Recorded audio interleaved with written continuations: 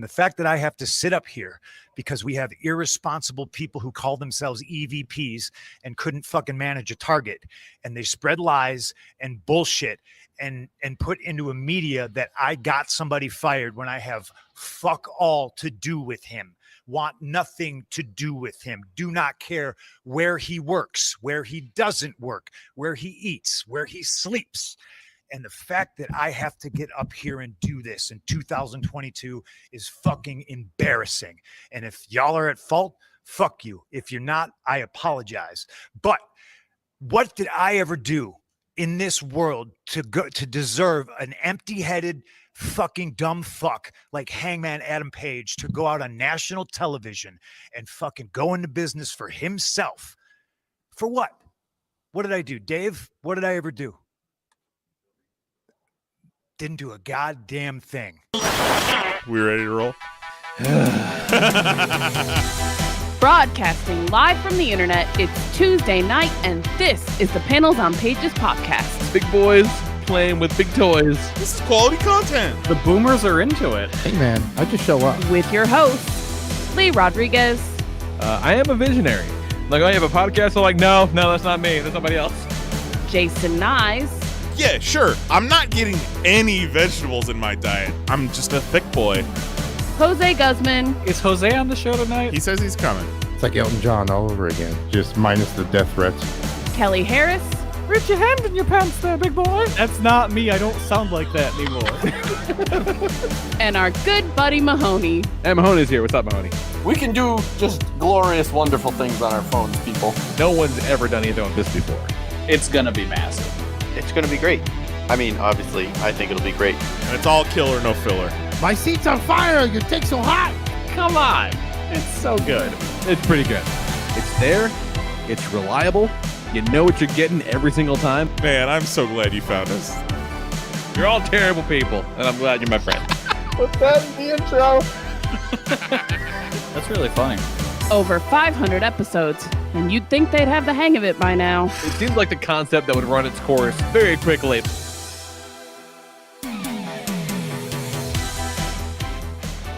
What is happening, everybody? Today is Tuesday, September 6, 2022, and this is episode number 608 of the Panels on Pages podcast. I am your host, the Lord Reverend Lee Rodriguez, and joining us tonight, we got Mr. Jason Nye. That's it. I'm going into business for myself. Jose Guzman. I'm in 5 deep now. Kelly Harris is I here. can't What's up, believe you Kelly? got all 5 of them in there. Guys, Punk really killed our monetization tonight. Hey, whatever, man. And our good buddy Mahoney. What's up, Mahoney? Kelly, you can play as much punk music on YouTube as you want. It's fine. They don't mind. He wasn't even like he was just saying F's. I mean, it's newsworthy, I feel. It is. Commentary. Oh, it's definitely, yeah. Also, it doesn't matter. uh, We're not going to miss that 0.063 of a cent. See, everyone says that until they're 0.063 cents short on the fucking rent. You know what I'm saying? Just standing there at Wendy's embarrassed because you're 0.036 cents short. But how did you get the 0.47 cent or 0.37 cent? It's like if there was like a third of a penny. And Walking the with a broken cashier penny. This is still just- legal tender. You have to take just it. reaches over and pulls the take a penny, leave a penny away from you. Like, nah, not you, though. That's okay.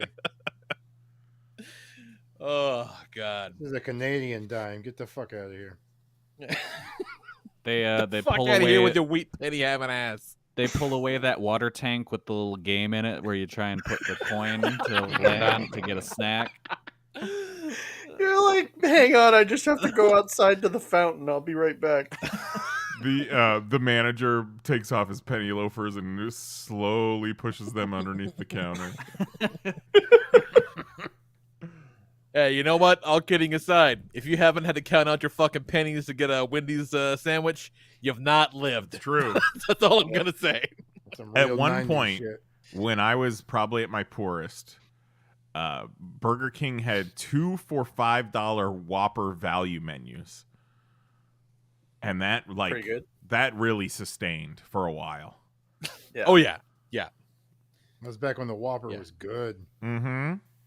Good and Fucking, 2 for $5. The deal was so great, they ate them out of the good Whoppers, and then they were like, well, fuck, it's too expensive to replenish the good shit. We'll just make our Whoppers suck now. Used to fuck I with a don't $5 know- foot long because you're like, oh man, I can get the vegetables too. There's vitamins in here. And then Jared Fogle had to go do what he did. Had to ruin it for everyone. Well, plus the foot long was only like 11 inches, and they were like, "We never expected you to measure." Also, the Yeah. bread has rubber in it. Yeah. Yeah, it's made out of yoga Not mats. only is It's it not probably a fine. foot long, it's 11 inches of rubber. Yeah, It's a nice tire. I mean, if you got 11 inches, you're probably calling it a foot, and who's gonna notice? Yeah. My driver's license doesn't say 5'11". It says 6 foot. Yeah, You fight me about it. I'm Wendy's. Get up on that mic, Jose. we talked about climbing out into the fountain to get coins to pay for your Wendy's. I don't know if any of you have seen. I doubt you have, but there has been a fountain in the mall in Danbury, Connecticut, that TikTok has made famous. That you run into the mall and you climb into the fountain and then you run away. And security in Danbury, Connecticut is so fucking miserable trying to stop all of these 20-somethings from jumping in their fountain and running through the mall. Just trailing water everywhere.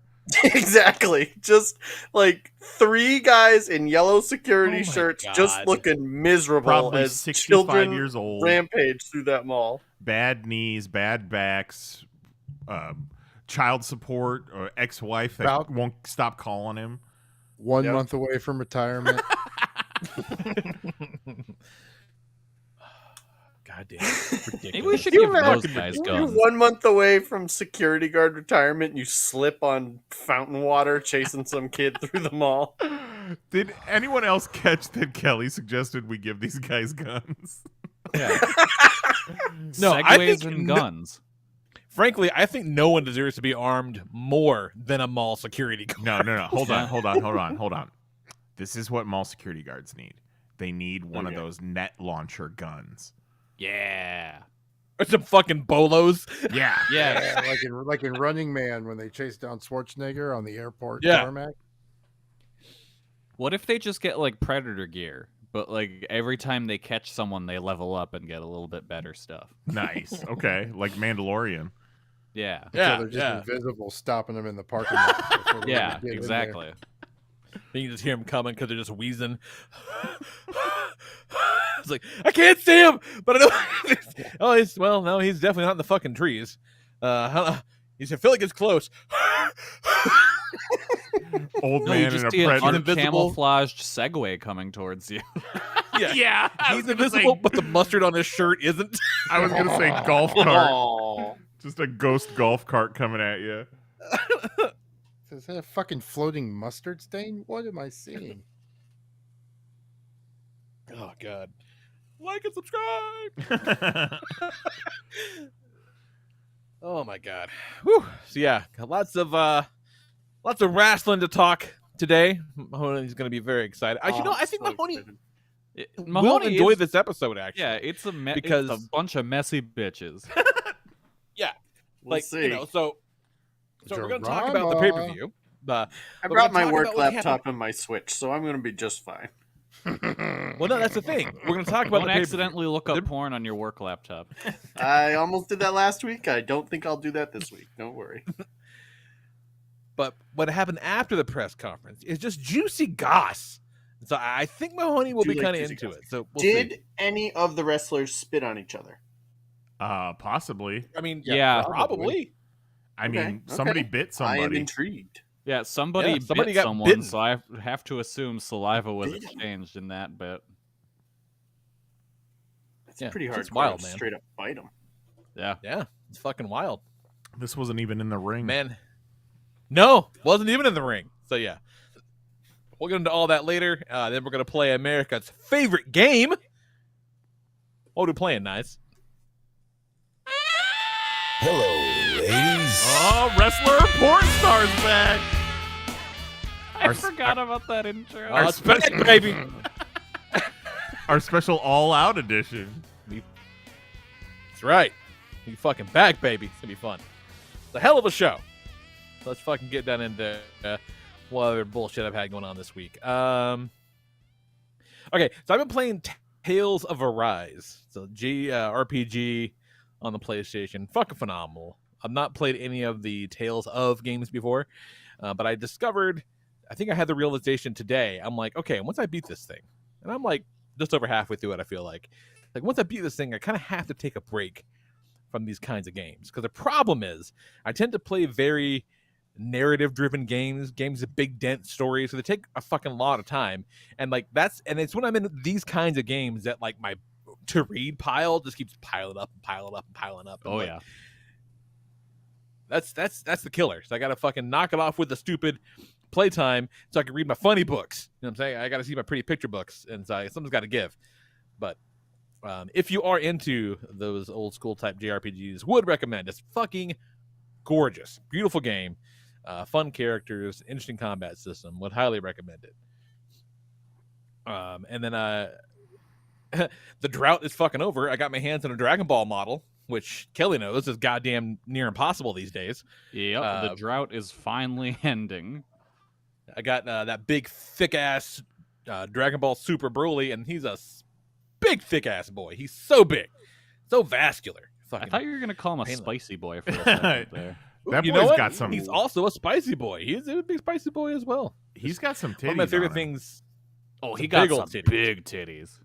Big titties. And like They the- look the in back like just so they, ripped. They look like the hams from Supermarket Sweep. If they were to come across the Twitter feed of someone we know, would they get retweeted? Oh yeah. Oh, for sure. All For right. sure. Look at them Definitely. titties. Just goddamn enormous. Look at him. Yeah. Huge. Oh wow! But one of my favorite things about that kit is that he also comes with new face parts for Vegeta and he also comes with new face parts for the Vegeta and Goku models, wherein he's kicking the shit out of them, which is kind of fun. Oh, that's So, like, they're, fantastic. like, battle damage, like wincy faces. Got your If you face, get the big bitch. Broly, you can do them. It's pretty cool. It's pretty, and some pieces for like the other Broly kit too, I guess, the one from the old movies. So a lot of value packed into that son of a bitch, which is good. You know, because shit, ain't nothing getting any cheaper. So put cool stuff in there. You know, not mad about it. And then the only thing else kind of we're talking about is we took the boy out, went to an arcade, and I got the #1 highest score on the giant Pac-Man machine of all time. So it's kind of a fucking big deal. I don't want to Oh, brag or wow. nothing, but I'm kind of a local celebrity now. It's a big deal. Oh shit! See, I've never been good enough at video games to get a high score, so I just find a video game that has my initials in the high score leaderboard, and I just take credit for it. Oh, Jax was so pissed when he saw I just put my regular name in it. He goes, "You could have put it and said D's nuts. What are you doing?" Wow. He's really obsessed Get with the- these nuts. He's a fucking menace.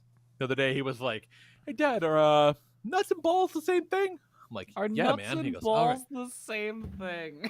Yeah. And then I'm like, I go, "Yeah, man." And he goes, "Cool." Like he wanted to check, but he thought it was.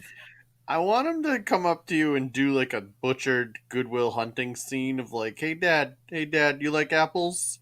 And when you're like, yeah, have him just be like, how you like these nuts? And you're just like, no, son.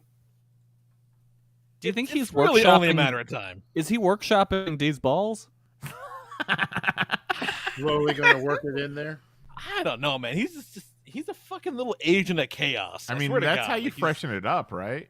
Is these Yeah, balls? yeah, you gotta Yeah. drop it in. Well, no. Yeah, If I'm Jax, I stick with D's nuts, and then I introduce Doe's balls. You know? Yeah. Oh yeah, there you go. Oh, I almost, but I didn't because I thought my wife would be super pissed at me.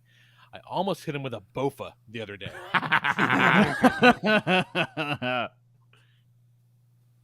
But I didn't think she would like that very much. She doesn't need to know you taught him. I sure as shit didn't teach him these nuts. I don't know where he picked that up. I have no idea, Probably but Tito. it's fucking hilarious. Jax knows Pokemon, right? Yeah. You need to get him to ask you what your favorite Pokemon is, so you can tell him it's Slugma. And he's like, Slugma? And you go, slug my balls. And then he punches you in the balls. He goes, Daddy, Oh I my like God. that joke. Tell me again. It's funny all around. It's what Jax would call a win-win.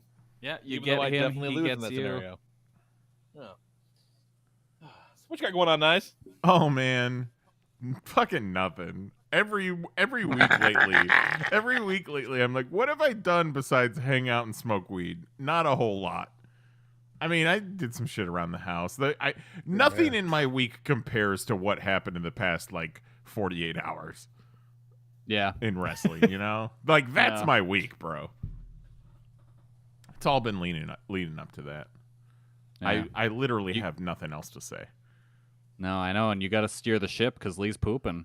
Oh You fuck, did is the, he? He Lee fucking just left. unloads He's like- on me and then goes to poop. Yeah, he he's was like, like, "Hey." "Hey, Nines, what's going on?" And then the liquid chocolate started just. Yeah, the Bubbling. Choco Water came. Yeah, Lee, tell us about your week. Oh man, did I curse him? I think, Kelly, that you have convinced, you've suggested to Lee that he should fake diarrhea so often that I think he may actually have gotten it. Oh no, I did it. Never thought You he'd use spent it on all us. day today telling that poor man to pretend he had diarrhea, and I think his body was like, "Bet, you got it." Buddy, I think we got diarrhea. This guy's faking. This shit's for real. I mean, one of the big things that we did do this week that I would like to touch upon a little bit, but I kind of want Lee here for that is we had our Pop Fantasy Football live draft yesterday. You can find it on TalkShoe on YouTube. Tell me if you wanna how listen to it. my robot draft went. Your robot, Your robot draft did very well. real good. Yeah, your robot drafted a better team than you ever drafted, so I don't know that you're ever going to want to come back from exile. That's fine. I don't want to. Robo Kelly 5000 can keep on going. That robot can wear a You belt. were the envy of all, because there was a couple of people who did auto draft, but you, of course, with the number one pick from coming in last place, like your auto draft really went pretty well, and then all the others who did it were like, "Whoa, what the fuck? How did Kelly's team get so great, and my team looks like this?" It's like, you didn't have the first overall pick. Sorry, Your you were robot, not run by a highly in tune robot. yeah, Yeah. Your robot did pick a couple dudes with cool hair. Hell yeah. See, I did it try to draft Tiki Barber first. No, Well, It that's didn't meet Jonathan the hair Taylor Thomas, requirement. number one overall. All right, well I tried to put that data point in there, and I guess it didn't stick. I think that the hair counteracted the tiki. Yeah. Yeah, your Yeah, your must auto have. draft Because it was was set like- to pick Tiki Barber number 1, and then because Yeah. Tiki Barber was ineligible, it went to your number 2. But that was Zachary Ty Bryan, so you just went with Jonathan Taylor. Yeah. Okay. Since Lee's not here, I keep telling Lee that his auto draft drafted him 7 quarterbacks, and he doesn't know enough about football players to know if that's true. He Yeah, was like, I don't think well- I have 7 quarterbacks. He's also I was like, actually just about to ask you if that was a bit or not. That's a bit. I'm so afraid Oh. Mahoney's going to talk Lee into like dropping his studs on accident. yeah, like I am always going to use the wrong first name with every one of Lee's player that we talk about. how is it that this season we've got Kelly Bott, which is not a participating player, and then Tito and Mahoney both conned Lee into signing up. I think it's collusion between Mahoney and Tito just to stockpile players. Like they've got like backup teams. There was a point this morning I woke up and I was like, why have I not sent Lee a trade request for someone on his team that he won't think is any good, but that will be pretty good? Like, I need somebody who's like, when you read the little paragraph about him, like it's like, oh man, this guy might suck, but like they're not gonna suck, you know? But you are expecting gonna read Lee the to read paragraph. the little paragraph. I know. Definitely No, not you- going to read the little You would have paragraph. read the paragraph. I've been doing this for 11 Also, years. when and did I you only- get here? I only recently started reading the paragraph. He's I not. read I had my headphones on the whole time, so I heard No, everything. that doesn't work. That's no he just brought good. he just brought the mic with him. You make Choco Water? not great. It's not great. So thanks, Kelly. You're welcome. Been Amazing. worse, been better. You know. Do you have to leave It to is go what to it work? is. Oh, that's No, right. no, oh, actually, no, I don't. Okay, no. good. They were like, Good. yeah, somebody didn't fill out a form properly. So I'm like, all right, whatever the fuck. I don't want to do it anyway. Was it you? Probably, because they were like, fill this form out. And I'm like, I don't know how to fucking fill this thing out. I was gonna just say know that- they got you filling out a lot of forms that you're not qualified to fill out. So No, if somebody no filled one idea. out wrong, My Yeah. favorite The thing thing is, about like, if it was my job to fill out the forms, I'd be the fucking best at it. I would know how. I Absolutely. know how it all works, you know. But like, Yep. they're just say, "Hey, this is you now," and I'm like, I don't. No, it's really Yeah. not. Like, ridiculous. Anyway, nobody cares about that but us.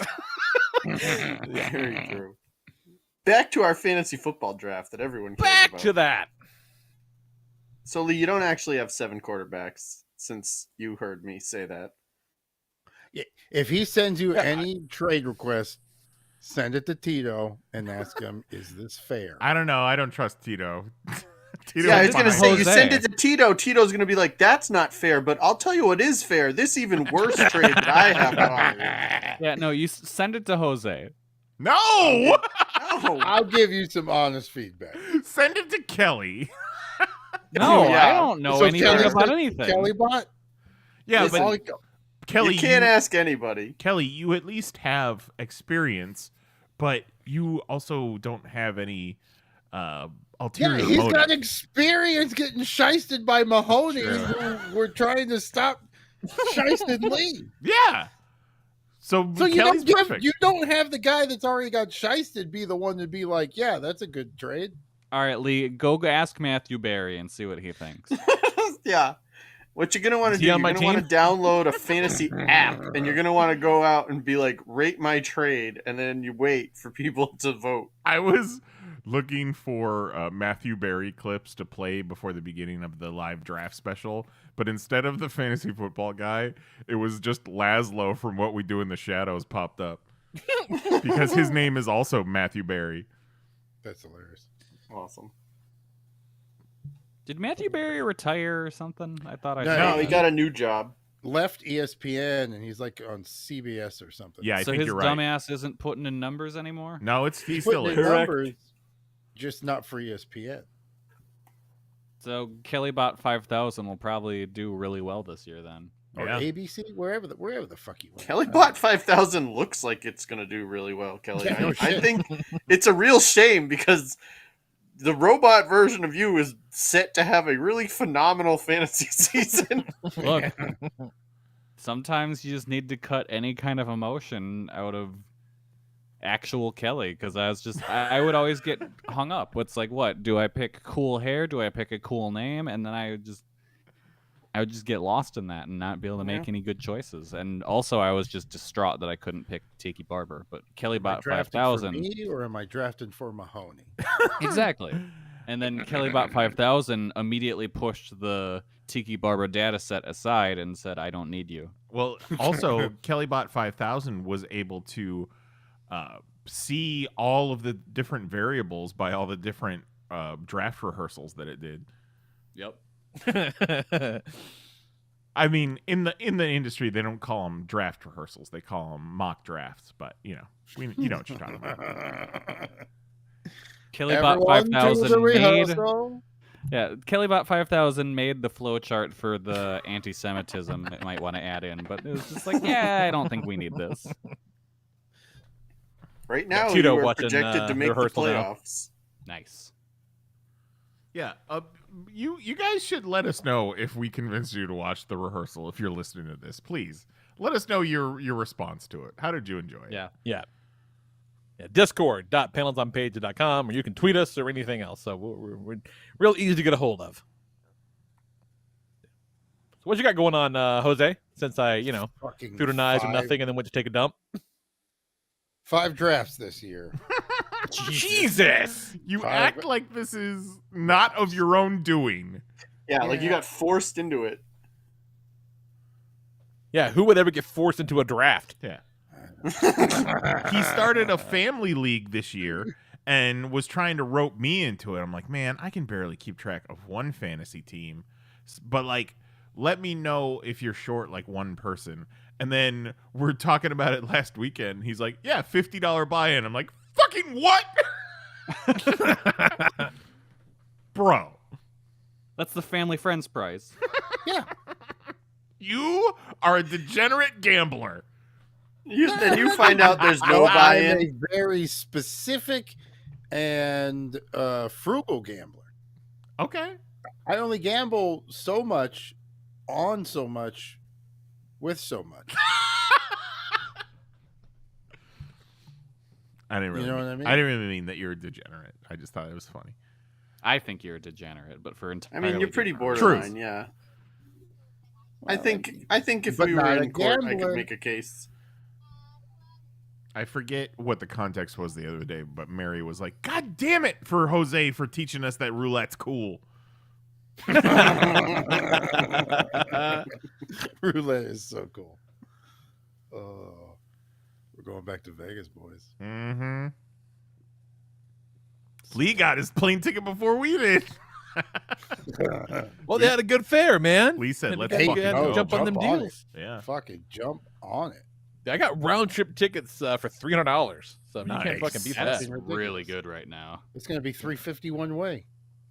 Yeah, I think it was $333 with tax, and that's like, and they're nonstop flights, so fucking can't beat it. Nice. They're late, but it's all right. Is what it is. You don't Yeah. sleep. What do you care? Right? Yeah. What? Oh no, my plane lands at a midnight local time. Who gives a fuck? It's fine. Right. You'll be fine. Yeah, and then you gain 3 hours back because it's West Coast time. Yeah, it's all just time travel. Well, And 2 it's hours. Vegas. He's Midwest time. There ain't no real clock. God's there. time zone. That's Exactly. right. Gotta find out. Gotta make sure everybody that I work with knows ahead of time. But like, if you sell some shit for 9 Eastern, I'm not gonna be there. Definitely not gonna happen. I'm not getting up at fucking 6 for this nonsense. This nonsense you fucks call work. I ain't doing Yeah. it at 6 in the I morning. got shit to do. Late night's coming. I can tell. Mm-hmm. Yeah. Oh, it's gonna be so fun. Oh, it's gonna be a good time. We're all gonna be so Bill Murray. You're gonna drown Harold Ramis in a bathtub with 2 inches of water in it? Do Right. Ouch. I mean, metaphorically. Holy shit! God damn, Kelly. What's up? What you been doing, Kelly? Other than Um, roasting the world. I haven't been doing much up until Sunday when I went to AEW All Out, Yeah. which is what we're going to talk about. I think it's just we've gotten to the point in our old age that we don't have shit happen to us every week anymore. Yeah. No. And, like, I'd just launch into it because I got nothing to talk about. Just talk about All Out. All of us have Get passed. it over with. Now that I have passed 30 years old, we're all just like, yep. We're all just uncles now. Yeah, and it's Yeah. fine. Kelly at 30 talking about how old he is. Yeah. You're so But you know, he's not wrong. no, I get it. I'll tell you what, wait until you wake up after 40. Oh no. Or just hope you wake Different. up after 40. Yeah, just hope you wake up after 40. You start thinking about some wild shit after 40. What? Okay, explain this to me. Yeah. You're just that farther on the other end of things. Sure. But like, what wild shit? You're just thinking a lot about like mortality, or like you're thinking about like robbing a bank or something. It's like a like a No, last I rather ditch. think. Just more, getting your affairs in order. Sure. Your last push at what you think things can be. Right. Yes. You know what I mean? Tick tock, essentially. Yeah, Yeah. kind of. Your thought process flows in a different direction.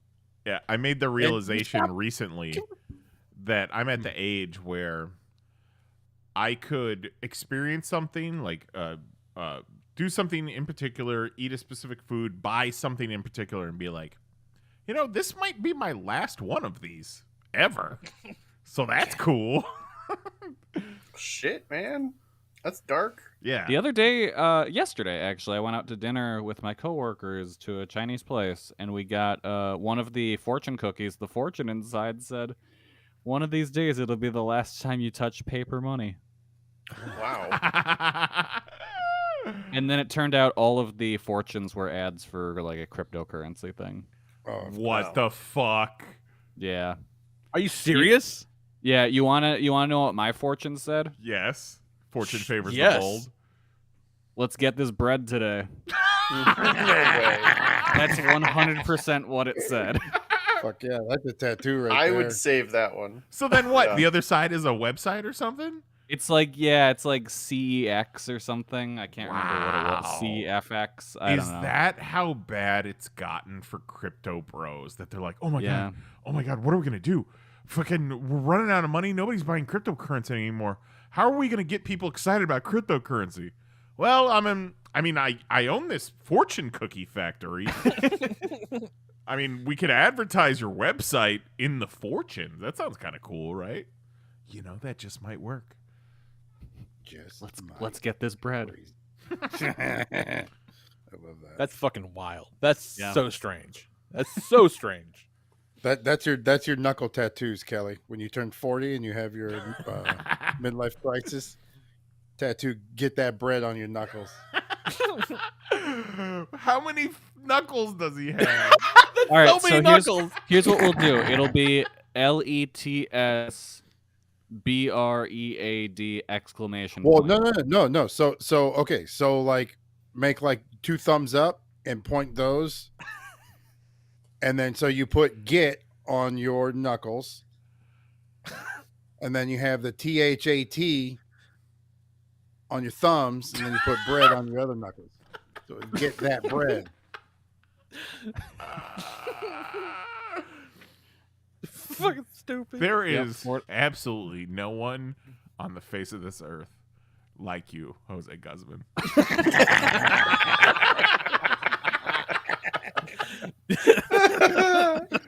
There is no one else thinking the same thoughts, feeling those same feelings. You are unique. You are a snowflake, a special snowflake.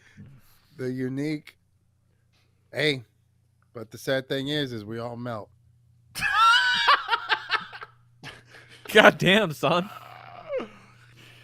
Oh boy! All right, all out. Oh, Prior to the show, we're just gonna First go right things into it? first. Yeah. How you feeling? You got COVID? You feeling all right? I'm feeling good. I don't think I have COVID. All right.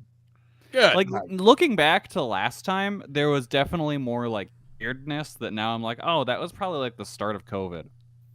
That like I just thought I'm like, oh, I'm tired out from the day and the trip and all that. yeah. But now I'm just like, oh yeah, that was probably the start of COVID right there. Oh, okay. Because yeah, no, I'm doing pretty good, so that's good. Good. Started the day on Sunday, heading out to my buddy Chris's house for a barbecue. Hung out with a bunch of the people from Voices of Wrestling. It was very fun. Ate a whole bunch of food. And then we headed over to the Now Arena for All Out. I'm assuming we all watched it, right, Mahoney? Assume away. It's so funny that, you know, when we went to All In, obviously it was the Sears Center. Yeah. And even at that time, I feel like that was a pretty new arena. And it's like, what is Sears doing putting their name on anything these days? You want to talk about having your last of something? That's your last putting your name on something, Sears. Yeah. Oh, Sears. I think that was the last time R.I.P. I was inside a Sears. The Sears is inside me. Yeah, so went to the show, got a suite again. That was cool. Sweet. So sweet. Was it too sweet? Oh, it was too sweet. Nice. The suites were nice, not as like decked out as the United Center ones were, but you know. Oh, that's to right. be I forgot they expected. were different venues. It was also like $200 cheaper to get per Well, person. you know. Oh, So, nice. oh yeah, there is a huge difference in price between those two places for the suites. So it's almost like you have to do it then. Yo, for sure. Yeah. No, like once we If got you've the price already per spent that person much, yeah. for this one, it was just like, oh, yeah, no, for sure. Like this is basically free. It's fucking Yeah, because awesome. you always have that initial baseline price. Like, well, we spent this. Yeah. So if it's less than that, how's the answer? We're not doing it. Yeah. Absolutely. And our suite placement was awesome. We were pretty much on center opposite hard cam. So like, it was perfect. Just perfect sight lines for everything. And like there's really not a bad seat in that venue to begin with. It's big but also small at the same time, so it was like it's perfect. We had Jose and his lady and Jose's sister over to watch. And as the show's starting, we talk about how that you're there, Kelly. And then Jose's like, "Oh shit, yeah, Kelly's there." So he starts like peering into the TV. Trying to cut the angle, see if I can see you. I tried. I did spot a juggalo though. Yes. There was a single juggalo in the crowd. Fucking full face paint for a 6-hour show. Yeah. Goddamn mind. Whoop, And whoop. it's Oh, rock. speaking of, I'm going to say it again. The shows are too goddamn long.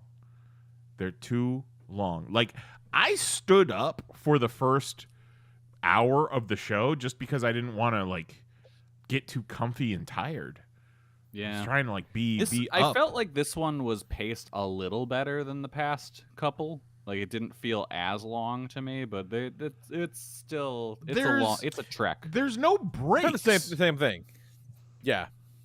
Like, we give WWE shit for all their overproduced filler. Like, what was it?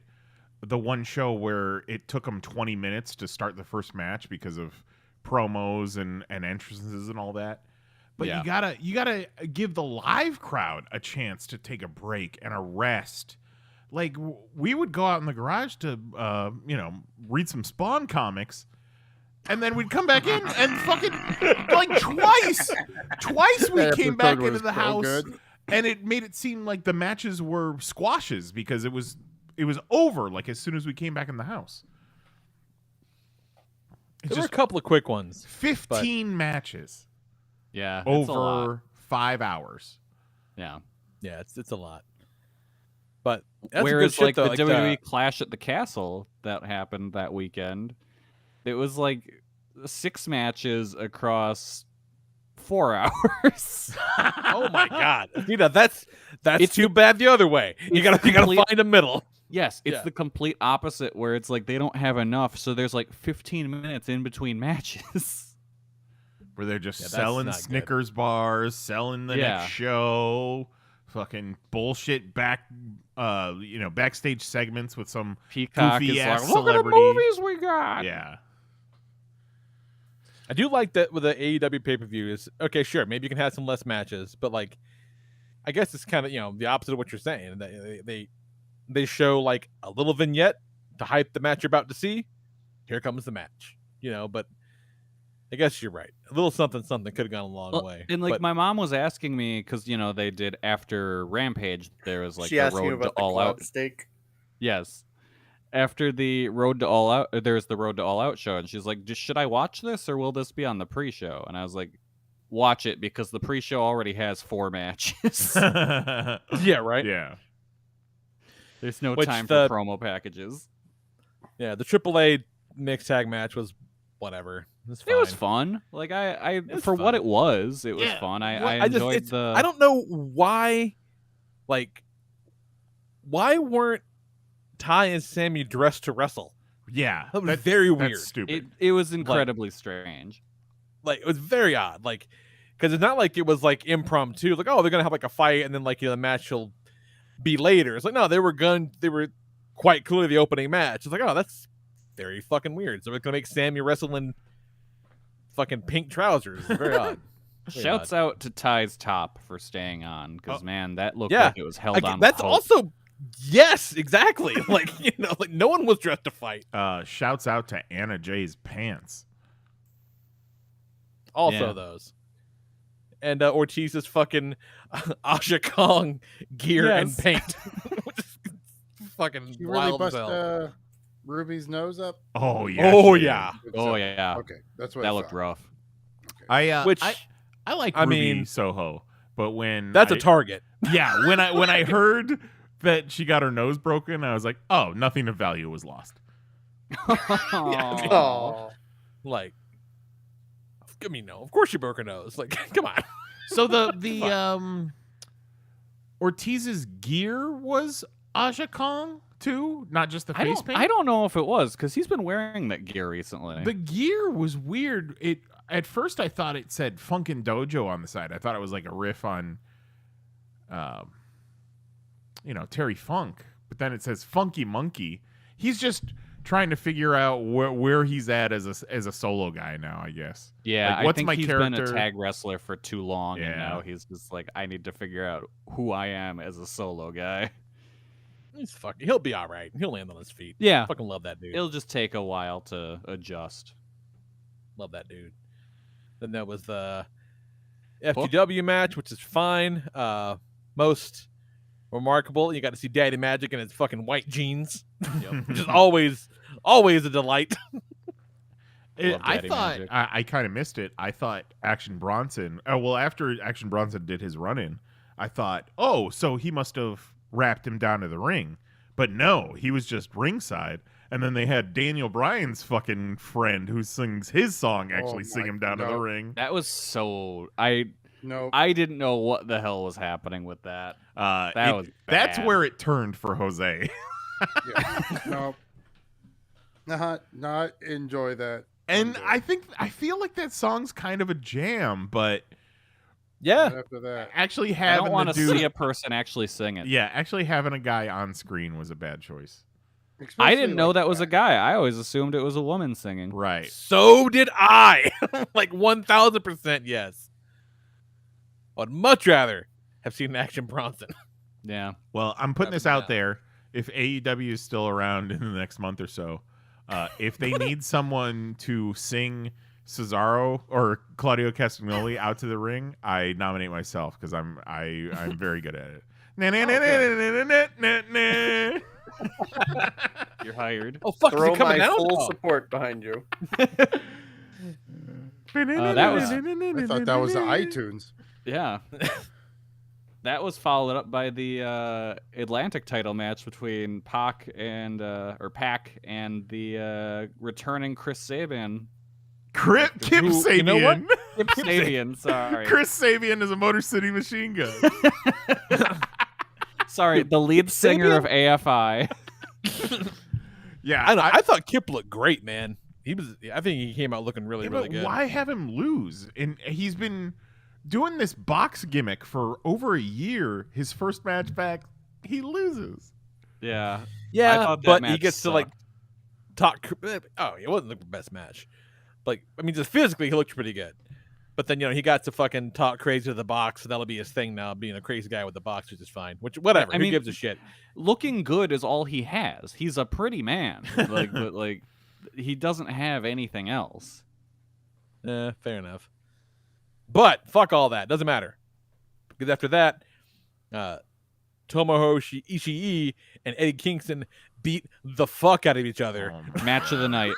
Match of the night, and it was Beat free. The fuck out of each other. Very good. It was insane.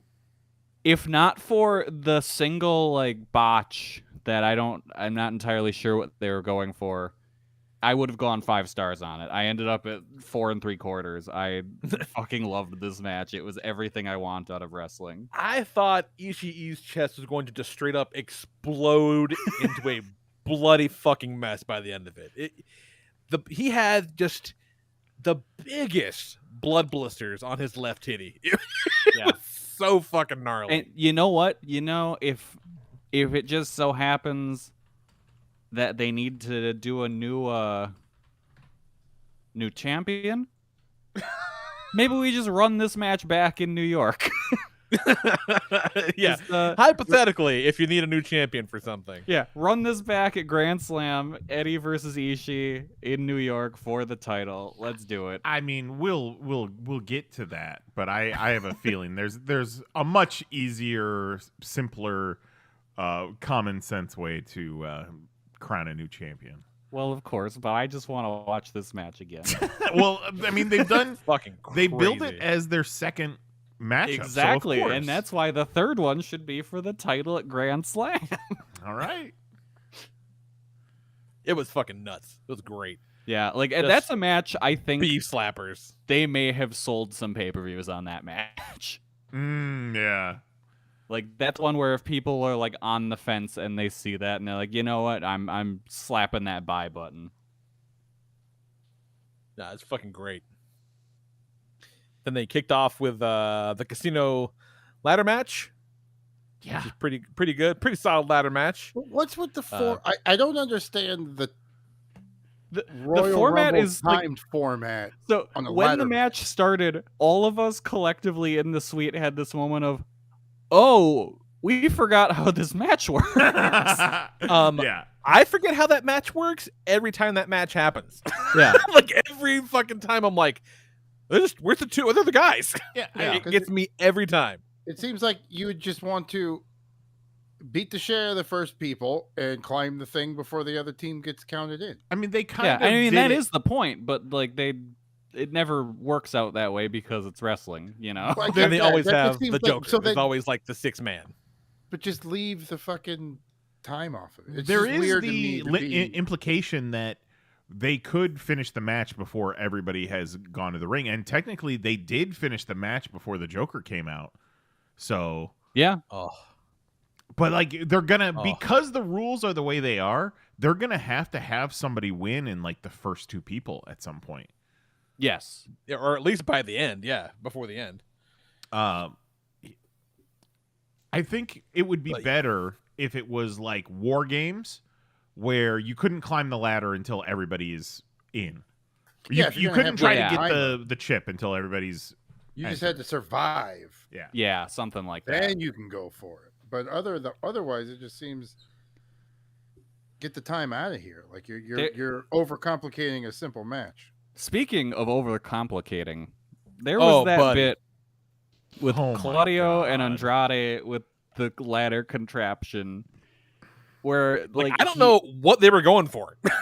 No. Like I have no idea. At one point, And I'm that just was- like, bail, stop, Yeah. don't do anything. You're gonna hurt each other. And while that's happening, I'm just sitting there thinking, I wonder if this looks better on TV. I mean, it looked kind of cool because the way the ladders kind of stuck together, but then it started wobbling and And just really, really not sure what they were trying to do. And that's you the know, thing. they- Like, we kind of all settled on, it's like, I think that's exactly what they were trying to do. yeah, I think it was just supposed to be dumb. a Claudio test of strength kind of spot. Yeah, I guess, but like also just, you know, with the fulcrum being so far in the middle of that contraption, it requires a lot less strength than you would imagine. But that's just, And Andrade just being like, Jesus, take the wheel. Liam Jones in the chat is talking about shout out to Roosh for just slowly jogging to the ring. He's taking off his Yeah, I entrance love that attire. part. Yeah. Both of these motherfuckers are climbing the ladder. He's just like, He shows up. He's taking off like his jacket in 3 pieces. He's got a fucking huge helmet. There's a bit mask. that I don't think they showed on the pay-per-view where, because he's taken forever, and Wheeler Yuta kind of just stops climbing because he's like, fuck, I don't know what to do. And then Phoenix comes in, Wheeler kind of fights him back off, and then Phoenix rolls out of the ring to exactly the position where he was prior to him getting back in to like stop Wheeler Yuta. So it looked like nothing happened at all, but then once they show back, like Phoenix did that to make it make sense for the live viewers, which thank you. But man, that was Roosh was taking his sweet ass time there. Yeah, he was coming out like it was a title match, and no, you're gonna hear my entrance right. music. He was You're in listening no to this sort shit. of a He's Roosh. taking off his pants piece by piece. He's got elbow pads he's trying to get off.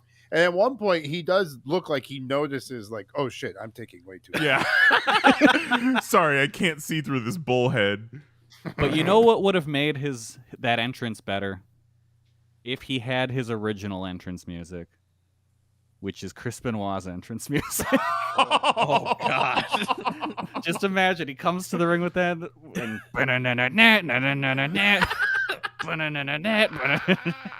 Could you imagine if that music hit today anywhere? oh, it would be so good. Like, there's a Royal Rumble and they play Chris Benoit's music. Oh God. All this leading up to the Joker reveal with Well, no, they didn't Stoke, reveal it. No, no. yeah. Well, no. Well, they revealed him as just the Joker. Yeah. With Stoke and all the guys he's been handing cards to lately coming out and fucking everyone up, and Stoke just gets the chip and just waits for the Joker to come out to sympathy for the devil. Wild ass mask, all black, definitely not walking like MJF. Definitely not. Definitely didn't enter the ring like MJF. Yeah. I mean, Yeah. strong possibility it was Bray Wyatt. Yeah, he just really because Bray Wyatt wanted to make such an impact coming into AEW that he lost 65 pounds. Yeah. He was like, And, I have a and very 4.5 unique- inches of height. Yeah, I have a very unique body shape. I think instead I'll have the same body as MJF. Yeah. Yes, that's what the people want. They want that for sure. In the suite, so like me and the guy I was sitting next to, Alex, we were just cracking jokes the whole night where it's like we'd just be reminded of someone like, oh, it's gotta be this guy, that's the Joker. Or like, oh, it's gotta be Braun Strowman, of course. At one point, like a medical team comes through with a stretcher like that they were taking to the back. And Alex looks down and goes, oh, it's gotta be Christopher Reeve, that's for him. Jesus Christ.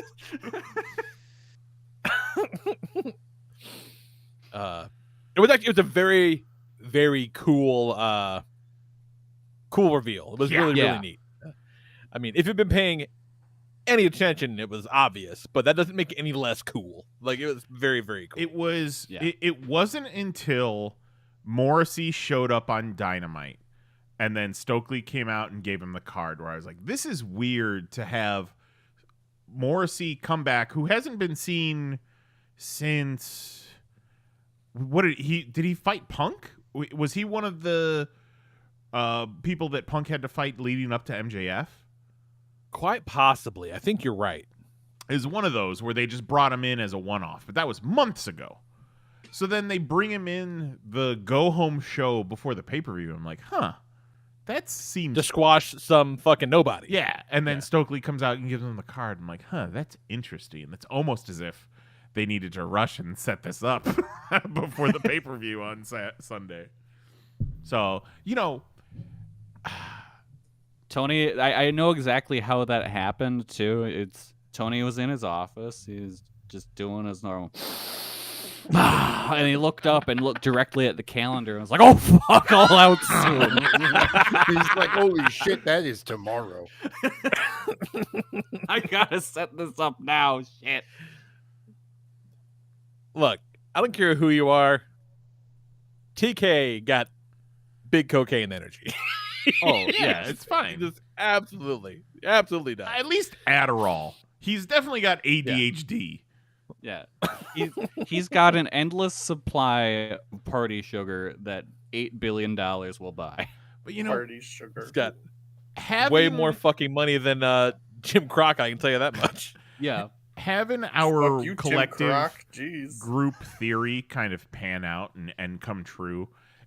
Sometimes Tony Khan books, it makes sense. He books logically, so we can kind of guess where things are going sometimes, and then we feel like we've earned it when we get to that point. But then when we're speculating on shit with like WWE, and then they just either go a completely awful different direction or they just drop it entirely, it's a weird feeling. And then Vince is just sitting there. Got him, pal. He's still doing that now, but to Liam nothing. Jones in the chat says the cocaine balances him. It does. Imagine what it'd be like without it. Oh, God. Let's see. Next up, they had the Trios Tournament Finals, which was a pretty fucking great match, honestly. Yeah, I would Yeah, say it that's was my awesome. favorite match of the night. The really good specific match. moment, which I feel, besides the surprise debut or return, my favorite moment of the night was when Hangman and Omega were not the legal men, and they were in the ring wanting to fight. And the referee's like, no, you're not the legal men. And both their teammates are passed out on the mat, and they both drag their teammates to their corners. Yes. Tag them. And then get into the ring to face off, and you see everyone stand up at once. It was one of those cool moment. magic moments. Yeah, that was a really good spot. Brianna Jose in the chat calls it the dragon tag. Good shit. I love it. Oh, that's fucking great. Brianna, who was in the suite with us. Oh, hell yeah. What up, Brianna? The exchanges between Kenny and Paige and Kenny and John Silver in particular in that match were awesome. And it really Kenny goes and Silver to were show killing it, man. Yeah, it goes to show just like Silver and Reynolds, they're kind of like, the joke team. Right, yeah. But they're fucking great. Yeah, they Like, do those some guys are really great phenomenal. tandem Really- shit. Saw Little Big Arms fight. We talked They about were- John it was Silver's They were good all the way on. short little arms a lot. And I think we determined He has real weird proportions. it's the His the arms are forearms. as wide as they are long. His forearms. He's got squares for arms. His forearms are too short, so that makes his arms look very short. And then also he's very broad. So he's a short Yeah. guy. He's broad, and then he's got these little Tyrannosaurus arms. John Big as Silver fuck for a reminds little me dude. of when Soul Calibur 6 came out. Someone figured out that in the character creation, you could just make a cube. So there was some people going out there and just making cubes to go fight people because the hitboxes were all fucked. And I'm like, yep, that's John Silver. But that was a great match. To the point to where, like, kind of believed a few times that it might be Hangman and the Mhm. Reynolds and Silver that take it, because, like Yeah. Nice said, some of those counts are 3.0001. Well, yeah, I mean, though the close calls in that match were that indeed. They were 2.99, but some of those other matches, the tag team title match The where swerve match. Keith Lee totally was too late coming in to break up the pin, and then everybody booed. Yeah, the crowd was pissed when that Yeah, but he hit the shit out of his toe. That hurts. You ever been hit that hard on your toe like that? You can't We'll pin get there. nobody We'll get there. getting hit on your toe like that. Kevin Scott Roberts in the chat says, I bet John Silver has trouble wiping his ass. I believe it. Liam Jones, He John just Silver showers. was made when God was fucking around in Character Creator. Yes. He He takes made his John dick- Silver and then he made a platypus. Oh. And he's said, great. "Yep, I'm taking the rest of the day off." Nailed it. Then we had Jade Cargill in her interesting She-Hulk gear.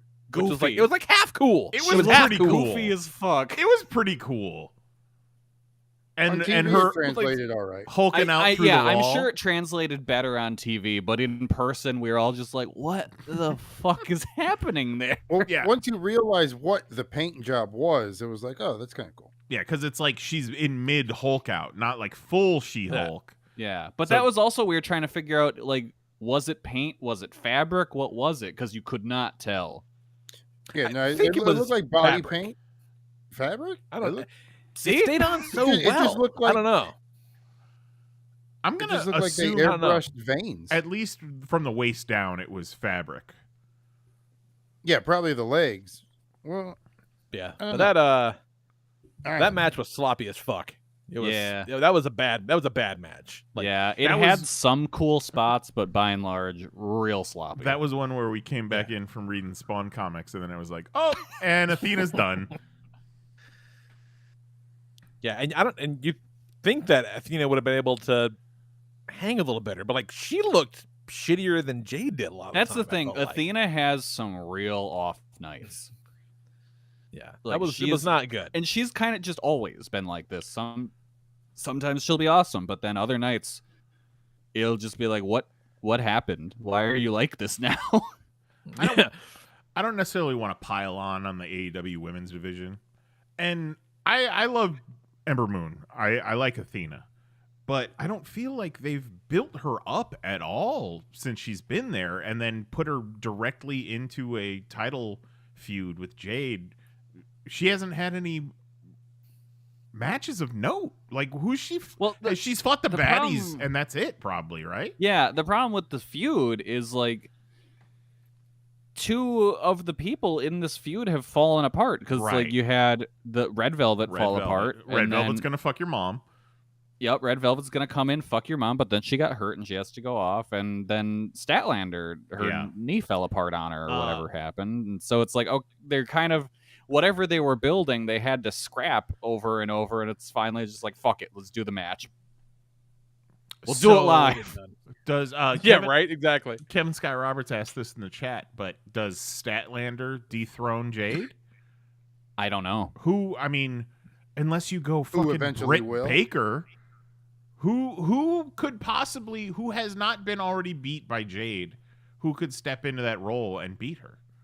Yeah, that's the thing with Jade. I don't know what the answer to it is because, like, Ronda Rousey. I like the Goldberg thing. Like, I think the idea is strong, but she's cooled off so much, and she's not as improving as much as I would like, but that's also because she's barely wrestling. So, like, I got a match every 2-3 weeks. Yeah, so I don't know what the answer to this is. Like, I don't know if it's someone new that you bring in. I don't know if it's they've been bringing so many new people in, and it's just not working, you know? And, like, maybe it is Statlander, but at this point, I don't know how long it's going to take her to come back, and quite frankly, Statlander's getting to the point where I think if you're her, you really have to weigh the pros and cons of if wrestling is a life for you with the amount of injuries she's been racking up. Then the only real answer would be, it would have to be a baddie. Maybe you debut someone new as a baddie and then build them up to break off. Do the Batista evolution thing, but the baddies. Yeah. Yeah, no, I that might be the way to go, but yeah, other than that, I don't know. Fuck it. Sunny Kiss, let's go. No, sure. Yeah, fuck it. Why not? Well, no, because Sunny doesn't wrestle women. Right? Why not? Right. But I mean, we could, I don't know. I mean, a case could be made for sure. Yeah, fucking who cares? Definitely a case.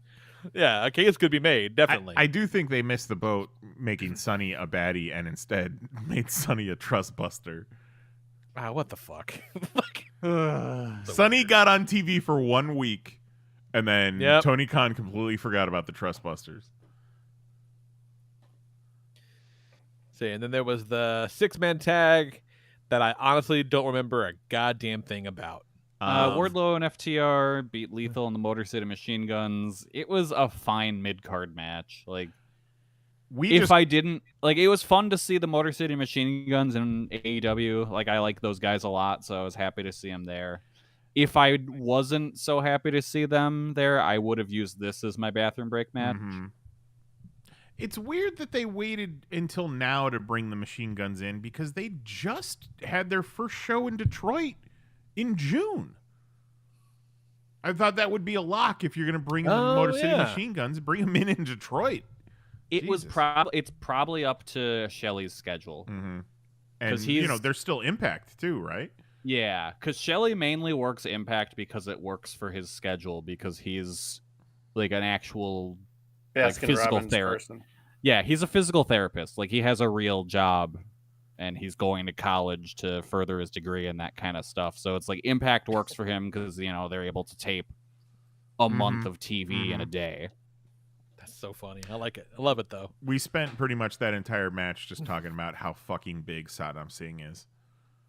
He is fucking fucking monster. The third rope with his head standing on the fucking ground. And the great thing is he looks sturdy. Like, sure, he does not have the basics yet from what we've seen, but he's not walking down to the ring looking like his knees are going to break like the great Khali. He looks like Oh my God, Kali would come down there, and you're thinking his kneecaps are just made out of silly putty. Mm-hmm. Like, You're just like, oh no, please don't climb up there. But He looks like the blue guy from Space Jam. a little bit. I mean, Satnam Singh was drafted by the Dallas Mavericks. Yeah, that's There you go. big son of a bitch. And I love when they shoot him and Lethal and Sanjay Dutt together. A lot of times they shoot up at them, making them look that much fucking bigger than these freaks. It's a real good move. They've got Big Show behind the scenes at AEW. I'm not saying Big Show needs to manage him, but I think you put Big Show with him to tell him how to be a giant and how to, have a long career. And have a long career. Yeah. A long, healthy career. Yeah.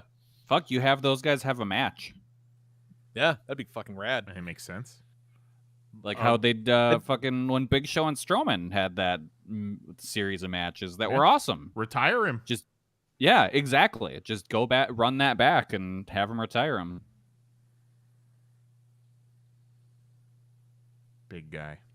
Then they had Dax's daughter come out. That was cute. That was fun. That was very cute.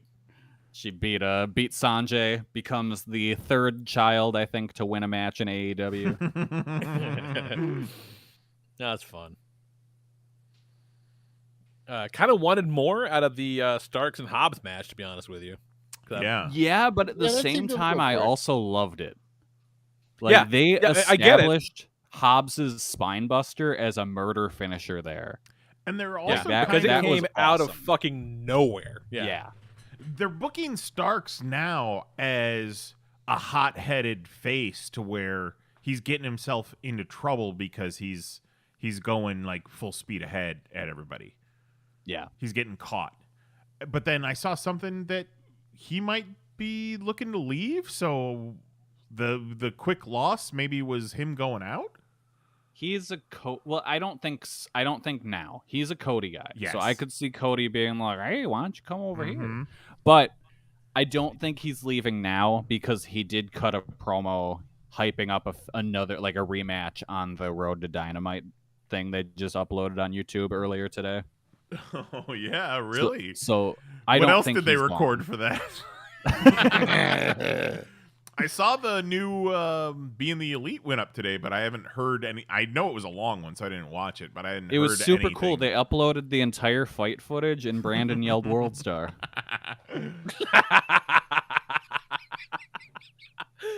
Oh my god. The next match is one that I really need to go back and watch again. This was my match of the night, man. Yeah, I chose was poorly for my bathroom break. Dude, this match was... I was tired when this match was over. It was fucking exhausting. What it match was is this? great. The tag title match, okay. Swerve and Lee defeating the Acclaimed. At some point. The Acclaimed, who are so over. Yeah. Fucking Oh my nuts god, that how was over the those first guys. time I saw that gimmick. The scissors. Scissor me Scissor daddy me, ass. daddy ass. It's so much fucking fun. Oh my god. Before I went to the bathroom, I did make sure to see their entrance because I was like, okay, I need this. I need to hear the rap. I need to do the scissoring. So I'm watching the intro. You know, they got them backstage, they're doing the interview and whatever. I missed that Gunn left his kids. So I'm watching this like, man, them kids look fucking kind of brown to me. His kids. Like, what the fuck is going on? And then I start to notice that, well, they kind of look like the rap guys, but no, they got their own thing. And Billy Gunn's with his kids. But these fucking guys don't look nothing like him. No, that they're was a his fun adopted revelation. sons. They're his Yeah. big brother, little brother. And I broke down the miss I had, you know, the story lapse. And it all made sense then because they are fucking definitely not Billy Gunn's kids. I would have thought for sure. did, going I love into that this that's Still match- their though. daddy, nonetheless. Yes. That's right. I love that interview though that Jose's talking about when Bowen's called swervingly Timon and Pumbaa looking asses. That's pretty good. I figured the Acclaimed were taking this one. I thought for sure. Like they've been pumping really them up did as too. like the #1 ranked tag team. They're so fucking over right now. The winningest they tag were team in eating AEW that- history. Eating that shit up the crowd. Even if you had already planned Swerve and Keith Lee are going to win, when you see the way the crowd is reacting, you gotta call an audible sometimes, right? See, it's funny you say that because someone in the media scrum like started to suggest that, and like Tony wouldn't let him get the words out. So it was like, Like I don't know about that, guys. But he did pretty much announce they're running back the match at Grand Slam, so we might see the titles change there. All right, and he is a New York, or Caster is a New York guy. I think they both might be from New York. So they just told such a fucking story in that match, man. Like I thought that Bowens legit fucked up his knee for a second. Like when he took that spill off the turnbuckle, I was like, good. oh That was no. a good spell. That was good. And then I'm like, oh no, okay, he's actually okay. All right, okay. Bowens is great. He's really, really good. Yeah. And like I said this in our chat, but I found out recently that like TK put them together. Like I would have thought they'd been tagging together for years on the indies. I hated Max Caster for years because he was so shit in CZW. I thought he was so bad. I hated his group, the Shook crew. They were just the most obnoxious group. I hated them, and so when he came into AEW, I was just like, "Oh, fuck this guy." But they won me over. Tito is still not a fan. Tito still hates him. Tito can stand there and spin his arms as fast as he wants. He will never be a fan.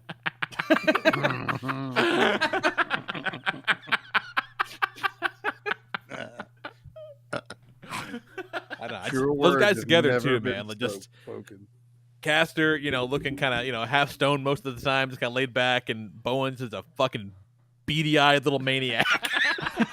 I fucking love it. Love it. Yeah, and then they did the four-way for the. What's that? Acclaim should have taken that. No doubt. Yeah. It was so good. I'm telling you though, I was like, have you ever been hit in the foot that hard? Try it. If it sucks, he's not wrong. Try pinning somebody and getting slapped in the toe that fucking hard by a dude that big. No way you can keep the tag going. I say it's the most legit break of the night. Yeah, that was the one where the crowd started chanting bullshit at the top of their lungs. Yeah, exactly. Exactly. And didn't Jade have to kick out of the O-Face from Athena because one of the baddies was supposed to break up the pin, I think. I think so. So yeah. Jade was straight up kicked out of her finisher. That sounds right, because it was just a fucking disaster match. But then they did the four-way women's match, which was actually pretty good. Not bad. I liked that match a lot. The only thing I really didn't care for was the doctors taking Sheeta to the back only for her to return like a minute and a half later. 4 minutes later. With two like kendo no time sticks, at all. 2 kendo sticks, and doesn't get disqualified? Well, it's a four-way. There's typically no DQ because they mentioned that there was no DQs in a four-way. Yeah. I was surprised. I kept hyping up that Toni Storm was going to murder somebody with her ass, and she didn't. Yeah. She and Hater could have murdered someone. Yeah, Jamie could have murdered someone. Another one where they should have called an audible. Yeah, Hater is super. Hater's about to leave Britt in the fucking dust. I think. I loved what they did, just kind of building that story further in this match. Yeah. Kelly, you may be right. They might be saving some of these big moments for Grand Slam. I think they are, because that's a big show for them, and it's especially because it's on TV, so that's a chance to pop a good rating. But I mean, this is also all out, so yeah. But you still got great matches, though. You know what I mean? Yeah. Like it's all out. And I mean, they probably didn't have.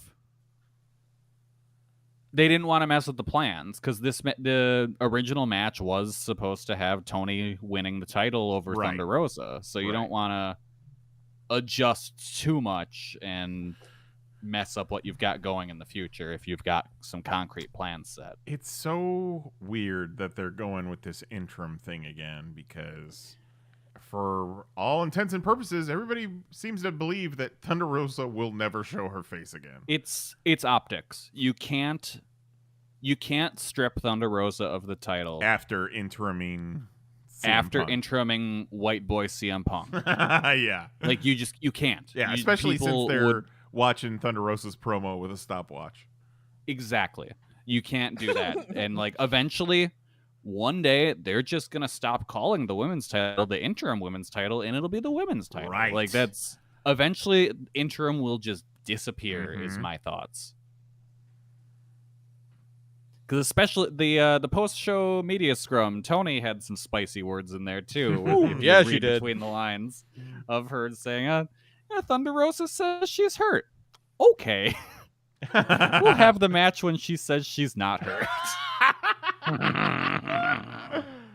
God damn.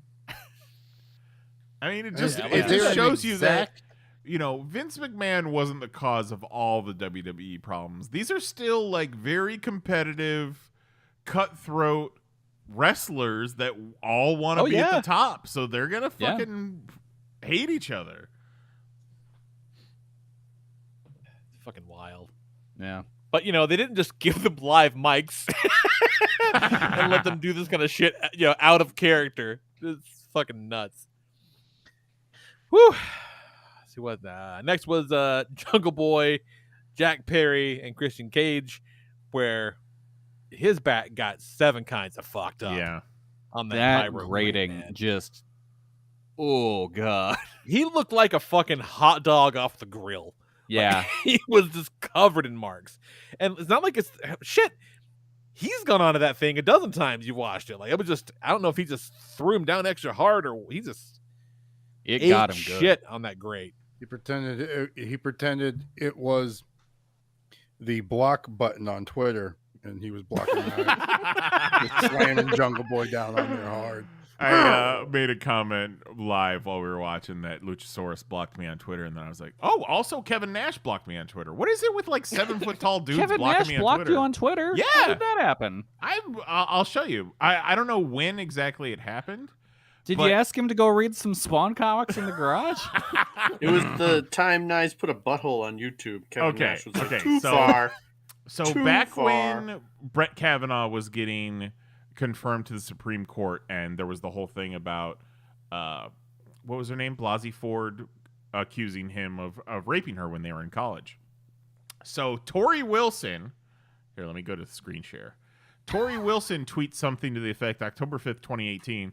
I pray to God that we don't end up living in a world where an accusation with zero proof becomes a sentence of guilt, creating hell for women who've been brutalized to be ignored and making it way too easy to ruin a person's life with an accusation. Basically saying, poor Brett Kavanaugh for having these accusations against him. What a world where a man who loves beer can't get confirmed to the Supreme Court without all Loves his rapes beer coming so up. much he has to cry about it. Fucking loves beer. And then And he loves calendars and day planners. And then Kevin Nash responds, I pray we don't become a society that if it comes down to he said, she said, that the female gets a rape kit done so DNA is what is used in this matter. Women can't rape men, so women need to stop letting these crimes continue. Scientific evidence is the answer. Ugh. So yeah, I've called cool. Kevin Nash a piece of shit a bunch of times, and found that Was this I've been before or blocked. after we saw him fight with his girlfriend on the phone under the stairwell? I don't know if Twitter existed back then, Jose. Not quite sure. Mushrooms did. Wait, I need context for this story. You can't just say things like this and be like, yep, Well, we're leaving Jose that there. drops these little inside jokes thinking that everybody listening understands. So And not even everyone That's on our the whole show shtick. understands. Exactly. That's what we do week after week. Inside jokes that are 10, 12 years old. If you haven't been around, Well, okay. too bad. What part did I lose you at, Kelly? It was the Kevin Nash arguing with his girlfriend. Yeah, I know what mushrooms are, and you enjoy them. I know that part. Okay. This was Our was it a first Wizard Chicago World? Comic-Con. Yeah, Chicago Comic-Con 2009. So the first E2E2. No, this is Chicago Comic-Con. Yeah, so like the last good Wizard show. Wizard Okay, World. yeah. Wizard Yeah. World. So they had a bunch of wrestlers, and back then we were going as PoP, running around with the sign like a bunch of assholes, and getting interviews, doing the hard reporting. Yeah. And we tried interviewing X-Pac. He turned us down. Later that day, we saw him go into his room carrying a bunch of shit, and the box broke in front of the hotel, right in front of his hotel room, and like all of his shit fell. And we kept walking. So Focus. not the worst Focus. thing we've ever done. And then so we're walking, and there's this big fucking tall dude with like his back to you under the stairs going up in the hotel. So he's just kind of cut off in the cut underneath there. Turns around, it's fucking Kevin Nash. Like, I know, baby, I know. I just like getting rimmed out with the look like I'm in fucking Chicago. Like, this is like I'm supposed to be at dinner. I could be doing anything but this. And I'm just getting reamed out by my fucking girl on the phone. So very interesting seeing people's back of the life, because we were still young in the comic conventions. We were still bright-eyed, like fucking ooh. Just to set the record straight, I deserved being blocked by Kevin Nash. I did not deserve being blocked by Luchasaurus. I will agree to that. Yes. Yeah. That is exactly the truth. Yeah, the science will prevail on that one.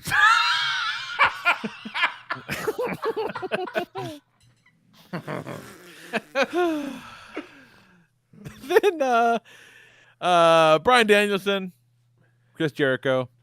That's fine. Why did they I play love the it. I intro loved to this Judas and then go into the White Zombie song? Because it got everybody excited to sing Judas, but you don't even let that part play. Because I think the White Because Zombie he's Lionheart. doesn't have a memorable opening, so people wouldn't know who it is.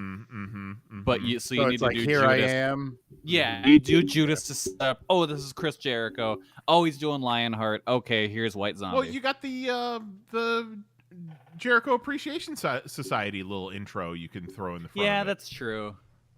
Yeah, I didn't think about that. The That's Jericho weird. Appreciation Society is all about Skeet Ulrich. You collect peanuts. Yeah. Send Make a peanuts windmill. to NBC.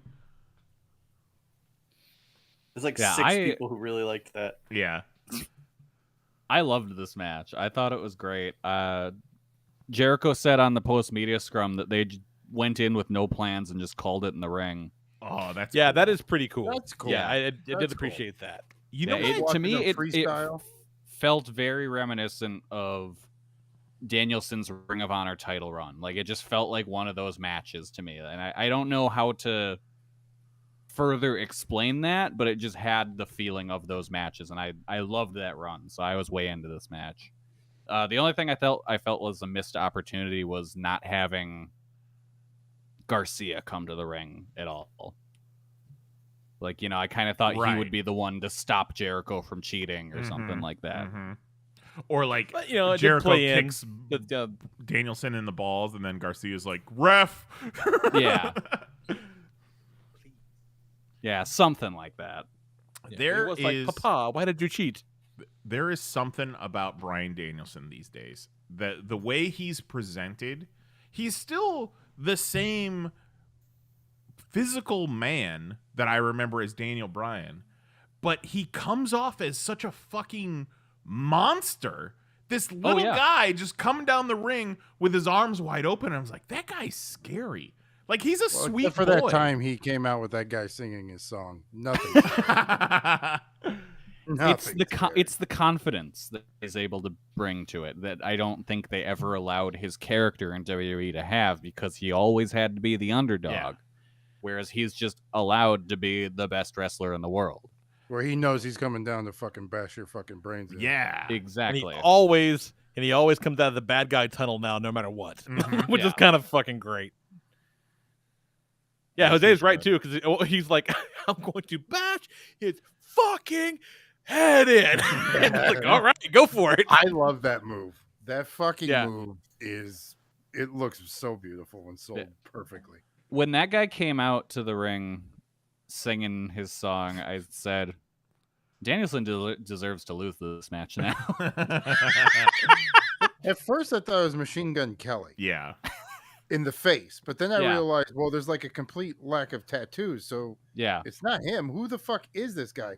And to me, it looked like he was lip singing. So if you're gonna bring that's a what I guy thought, down too. to lip sing your song, don't even fucking. Well, the track was playing, but he was definitely singing along with it. But it wasn't an instrumental track. He was singing along with his own voice. Get the fuck out of here.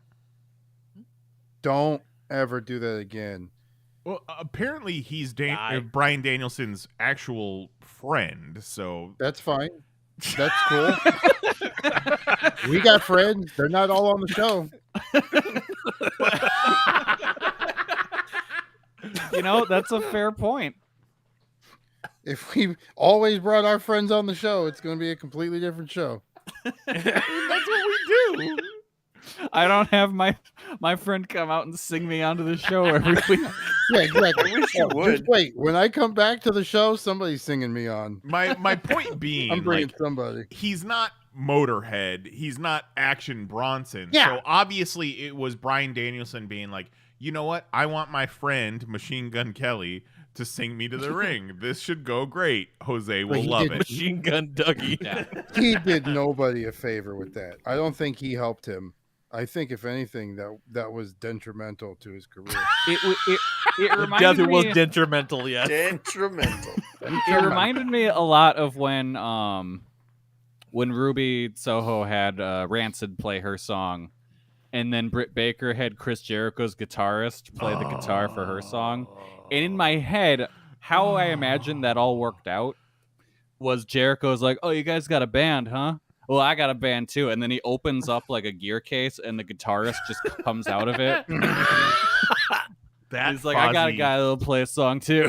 That Fozzy guitarist playing Britt Baker to the ring was one of the most cringe things that AEW has ever done. Oh yeah, It was pretty cringe. It's pretty cringe. And they just lingered on him for too long. Because like and that you know song Jericho's has, in the back just going, "That's my guy. That's my guy. We're in a band together." You guys know I sing my own theme song? Well, not this one because I'm Lionheart right now, but normally. Yeah, no, that's Rob Zombie. Ever heard of him? I know Rob Zombie. the big deal. I've been to restaurants. Restaurant. You know, they could have probably gotten Rob Zombie to play Chris Jericho to the ring if they wanted to. I think he's on tour right now. Well, no, they're rapping the Munsters. The Monsters are rapping? He directed the Lee, Munsters do you movie. remember any of the Munster rap? Can you sing it for us? No, but I do know the Addams Family rap. I do Oh, know that fuck one. yeah. All right. Holy go for shit. it. Yeah, there should be a Monsters rap. Yeah, why not? Just watch the Key and Peele sketch tonight where it was Ray Parker Jr. and he's like, I've done a bunch of other songs besides Ghostbusters. And no one except top Hollywood executives have ever heard them. It was just like him like doing like songs about, Point Break and Face Off. Yeah. Good bit. And next was the match semi-main that I event. forgot was going to happen. Yeah. Which, Sting, Darby, and Miro beating the House of Black. Sting still rules, obviously. Sting does still rule. Sting I and really Darby enjoy- coming together has been fucking perfect, except for the part where Darby keeps talking Sting to jump off the ship, which is still great. No, that's the best part. It is, Yeah. but fuck. He just kept sending New Jack tapes to Sting, and he's like, "Hey, this guy rules, right?" I've really been enjoying Miro just talking shit to God for the past several weeks. Like, it's just so fucking Really fun. speaks to you, doesn't it, Lee? It might. I enjoyed Miro aggressively not wanting to be on a team. Yeah, Yes, he'd look in the yes. corner and be like, "Yeah, no." Yeah, I'm good." fuck these guys. But it's perfect because you kick some give pagan Sting ass. that time where he doesn't have to do anything. You're saving Sting. They are Yeah. using Sting perfectly as an older figure, still being able to be relevant and not look like, oh my God, what is he doing? Right. Well, no, because Yeah. Sting has superpowers. Like Yeah. he's fucking nigh invulnerable, which is He's super the fun. Crow. Yeah. I'm down. I believe it. Yeah. I saw that motherfucker jump off of shit. No 68-year-old Yeah. man should be jumping off of. Yeah, it's insane. It's really surprising Nah. he didn't jump off of something in this match. I think they just didn't have the time. Well, you think it's a 6-man, But so his- there's at least 5 people to catch him, so he'd be safe. But yeah, there was no time. He doesn't care. He remember when he jumped off the fucking like the fucking top of the arena, like down onto like 4 tables and a dude, and like, oh my God. That's right. Like, It's like the I ground. remember watching him go up there. I think I was watching it with Goat. It was Sting and Matt Hardy were in the match, and I'm like, oh God, I don't know who's going through those tables, but I hope it's neither of these old men. And then the oldest man was like, "Fuck you, God," and went for it. You don't tell me what my body can do. It's fucking insane. So And then, Kelly, Absolutely nuts. Kelly, I After know- that match, Go ahead. Yes.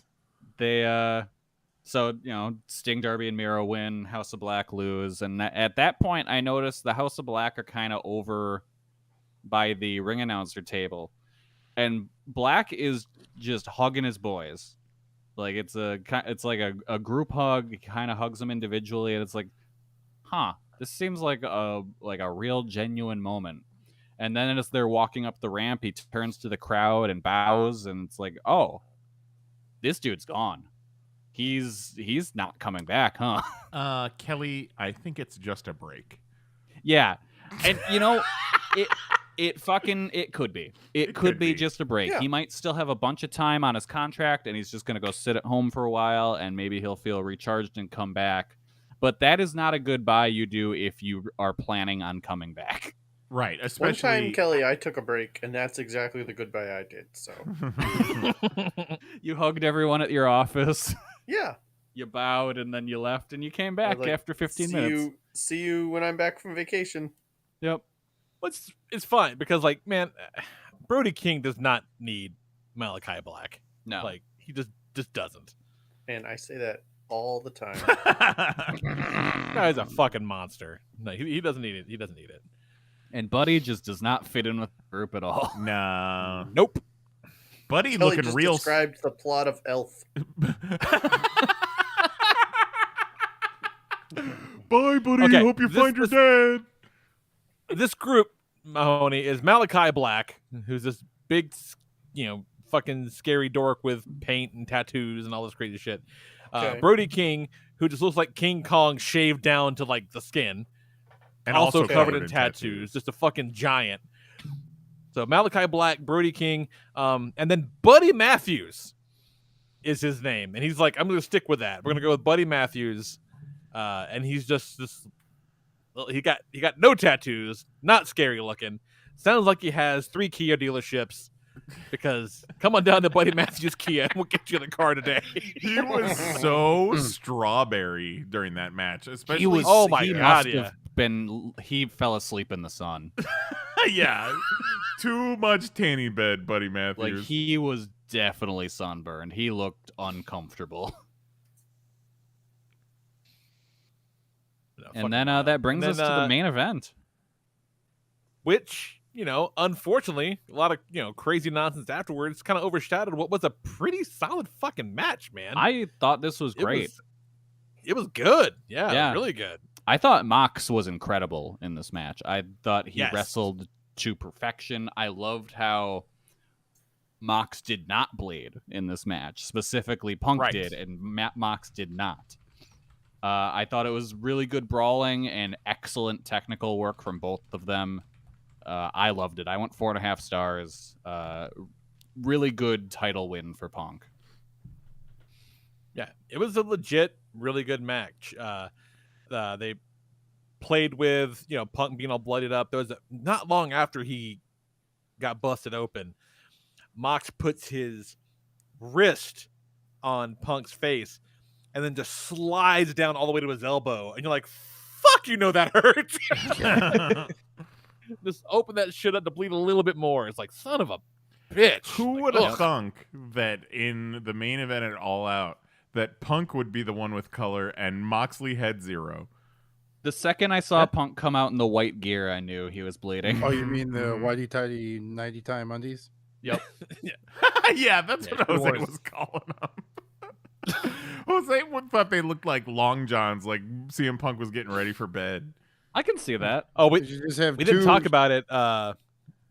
Brian Danielson was wearing new gear, and it's white, but it's pre-bloodied, which is fucking cool. Yeah. it was dope gear. It's very cool. So he wins the match. Hurrah, hurrah. Then fucking Joker comes up on the screen. Yeah, we were all waiting for it. Like, get the match over with. Let's go. Come on. But the first thing they play is like a voicemail from Tony Khan. That was a cool touch. That reminded me so much of like a between track like rap album skit. Yes. Yeah, absolutely. Someone calling in their verse from prison. And it's like, things time. You should come back, check it out. We could go to All Out. You can be in the ladder match. You can be the Joker. And look, I'll pay you bleep dollars, which is fucking great. Fucking his music hits. They show his pull the mask off, whatever. The crowd goes ape shit for MJF, which is kind of awesome. And the crazy thing is, I watched that bit back. Someone uploaded it to YouTube, and I wanted to see how it came off on TV. I thought the pop was quiet compared to what it was in the building. Jesus. Yeah, it felt so loud. It's weird when Punk made his entrance. I don't feel like the place popped for him like they should in Chicago for CM Punk, but that MJF pop was something else. Yes. There was definitely a good amount of people on Mox's side for that match. Good. He deserves it. Oh, yeah. No, because he's, all the shit he's been saying, like in those promos, whatever, leading up to this, is true. Like, I mean, he's the fucking heart and soul of AEW right now. Like, he just is. Like, he's that guy. I mean, why not make him be the champ? I wasn't 100% sure it was MJF as the Joker when he first came out after the ladder match. You thought it was Bray Wyatt too, huh? I did. I thought it was Bray Wyatt. I just looked at his body. I was like, that's got to be Bray Wyatt. And then, so he gets in the ring next to Stokely, and then he gestures as if he's going to take the mask off, and then he goes, no, no, no, no. I'm like, okay, yeah, that's MJF. Come on. That's fucking MJF move. And then on the way up the ramp, he looks at the camera, gives a little shush. Yes. When MJF came out to essentially challenge Punk, and the crowd's chanting, CM Punk with the title in his hand, standing in the middle of the ring in Hoffman Estates, quote unquote, Chicago, and they're chanting for MJF, and then MJF goes to leave, and he points to the crowd, and then middle finger. It was so good. Oh, he's so good. Yeah, and that was the ultimate cliffhanger for Wednesday. Mm-hmm. Gotta tune in to hear what MJF's next. Yep, and nothing else of note happened. Nope, definitely not something immediately after that aired on YouTube. I put on while we were still in the parking lot because I turned online and it's like, oh, CM Punk's lost his goddamn mind. Yes. I saw a tweet that was like, oh fuck, CM Punk just talked shit about Colt Cabana, Hangman Page, and the EVPs all in 1 2.5 minute clip. I'm like, oh no. All right, Mahoney, now's when you might want to pay attention because here's where we get to everyone being messy bitches. All the hot guys. Tell me the messy bitches. This is the Young Gravy saga of wrestling right now. Yeah. Yes. So the press conference starts up. Kelly, the main AEW feed does not catch the beginning of the media scrum. Yes, it's called a scrum, to set not the a stage, press conference. Yes. Yeah, just a scrub.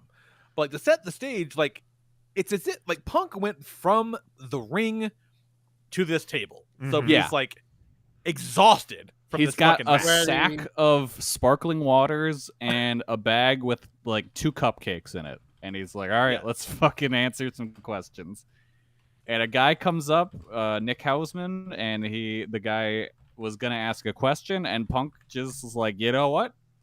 I got a tirade in question me for I you." need to get out. Yeah, he's like, I I got a question for you. Let me ask you about Scott Colton. You friends with him? And the guy's like, no, not really. And he's like, cool, me neither. And then launches into a tirade about how much he is sick and tired of being asked about his former friend, Colt Cabana, who he may have had exiled away from AEW, even though he claims he's never done that, and how much he hates that this all happened, and that the lawsuit has been going on long enough, and fucking he just loses his mind going on and on and on. And I watching back footage today, the look on Tony Khan's face is like fucking It's so many again. faces. It's so many faces. Yes. Okay. But there is a bit in there where he's like, fuck, I heard this like 5 times already. Okay, Kelly, you have to explain to Mahoney the Colt Cabana relationship Okay. with CM Punk. Like, So Cliff when Notes. CM Punk left WWE, he went on his, at the time, best friend Colt Cabana's podcast. Like, they started in talk- the business together 20 years ago, Yeah. whatever. They trained Okay. together forever. Chicago boys. Yeah. So he goes on the podcast, and on the podcast he makes a bunch of comments about WWE's doctors and how he was mistreated by them and was just given Z-Packs and had horrible staph infections and all that kind of stuff. And WWE's doctor then sues the both of them for defamation of character. Colt is like, cool, I'll delete the episode and we won't have a problem. And Punk goes, no, we're going to fight this. I'll pay for your legal fees. We got this. So they Okay. go through the whole trial. It eventually ends Making with them. which begins with a jury of their fucking peers, being forced to sit and listen to an entire wrestling podcast, which I think is kind of amazing. And this is like 2013? 2012, Yes. 2013? Yeah, Yeah, so something like that. Yeah, eventually there's a settlement made. And then along the way, Colt sues Punk for not paying for his legal fees, even though he promised he would. Okay. And Punk, cool. was a huge star in WWE, so he's got millions of dollars. And Yeah, Colt, he was on the challenge. So yeah, exactly. he's Colt is doing an fine. indie wrestler still. He had a cup of coffee in WWE, but he doesn't have CM Punk money. He was No. not on the challenge. He No. was not on the challenge. So yeah, so then their friendship entirely falls apart. And now they hate, it's a known factor, they hate each other. Eventually the lawsuit is settled. Details on that aren't clear. If they are, I don't remember them. And If you one know, of you sued me, I would be pretty annoyed just for the paperwork. Yeah. Oh yeah. and at this point, CM Punk was done with wrestling, so there was no real chance we were ever gonna have a CM Punk Colt Cabana like confrontation or resolution or whatever. Like, it was a dead issue. Tony Khan originally tried to get CM Punk for AEW, and he passed on it. So they fucking hired Colt, and Colt had been an employee for a couple of years until CM Punk rolls around. In which case, Tony kind of just shuttles off Colt to the new sub-brand Ring of Honor. Siberia. That, yeah, essentially Oh, pushes him so off. he got CM Punk and was like, "Okay, you gotta go because Yeah. he's worth more to me than you." Well, and Yes, then I even though read you've something been today. I don't know if it's something we shared amongst us, but apparently Colt came to Tony Khan and is like, "Hey, man, I can't work with him. So, like, can you put me somewhere else?" But then this is all he said, she said at this point. He Yeah. said, he said, they said. Rumors are that Colt's contract was going to let lapse, or he was going to be fired or something, and then the Young Bucks, 2 of the EVPs of the company, pushed for him to be re-signed and, given his new position in the company away from they're all Punk. friends. They've all Yeah. worked on the indies together for a decade and started AEW together. They're all buddies. Yeah. And so all of this, the rumors have been going around for months, and people in the media started asking Tony Khan to comment on, did you ship off Colts to stay away from Punk? Did Punk ask you to do this, all this stuff? So it finally comes to a head at this media scrum, and Punk just lets loose this tirade about the media and everyone lying and how you should have the first thing. So yeah, because he asked the guy, he's like, are you friends? The first thing he says is like, who here fancies themselves a journalist? Yes. Oh. It's like, you cool. should have to disclose your friends. Yeah. Yeah, and he's like, oh, cool. So you all think you're journalists, but you're all just print, slanderous bullshit without and he goes sitting fucking off. In a wrestling media scrum and asking the room who fancies themselves a journalist. Yeah. Nobody. None of us One of the think we're best journalists. parts of- We're wait, no, sitting no. in a goddamn No, that's the thing. wrestler media scrum.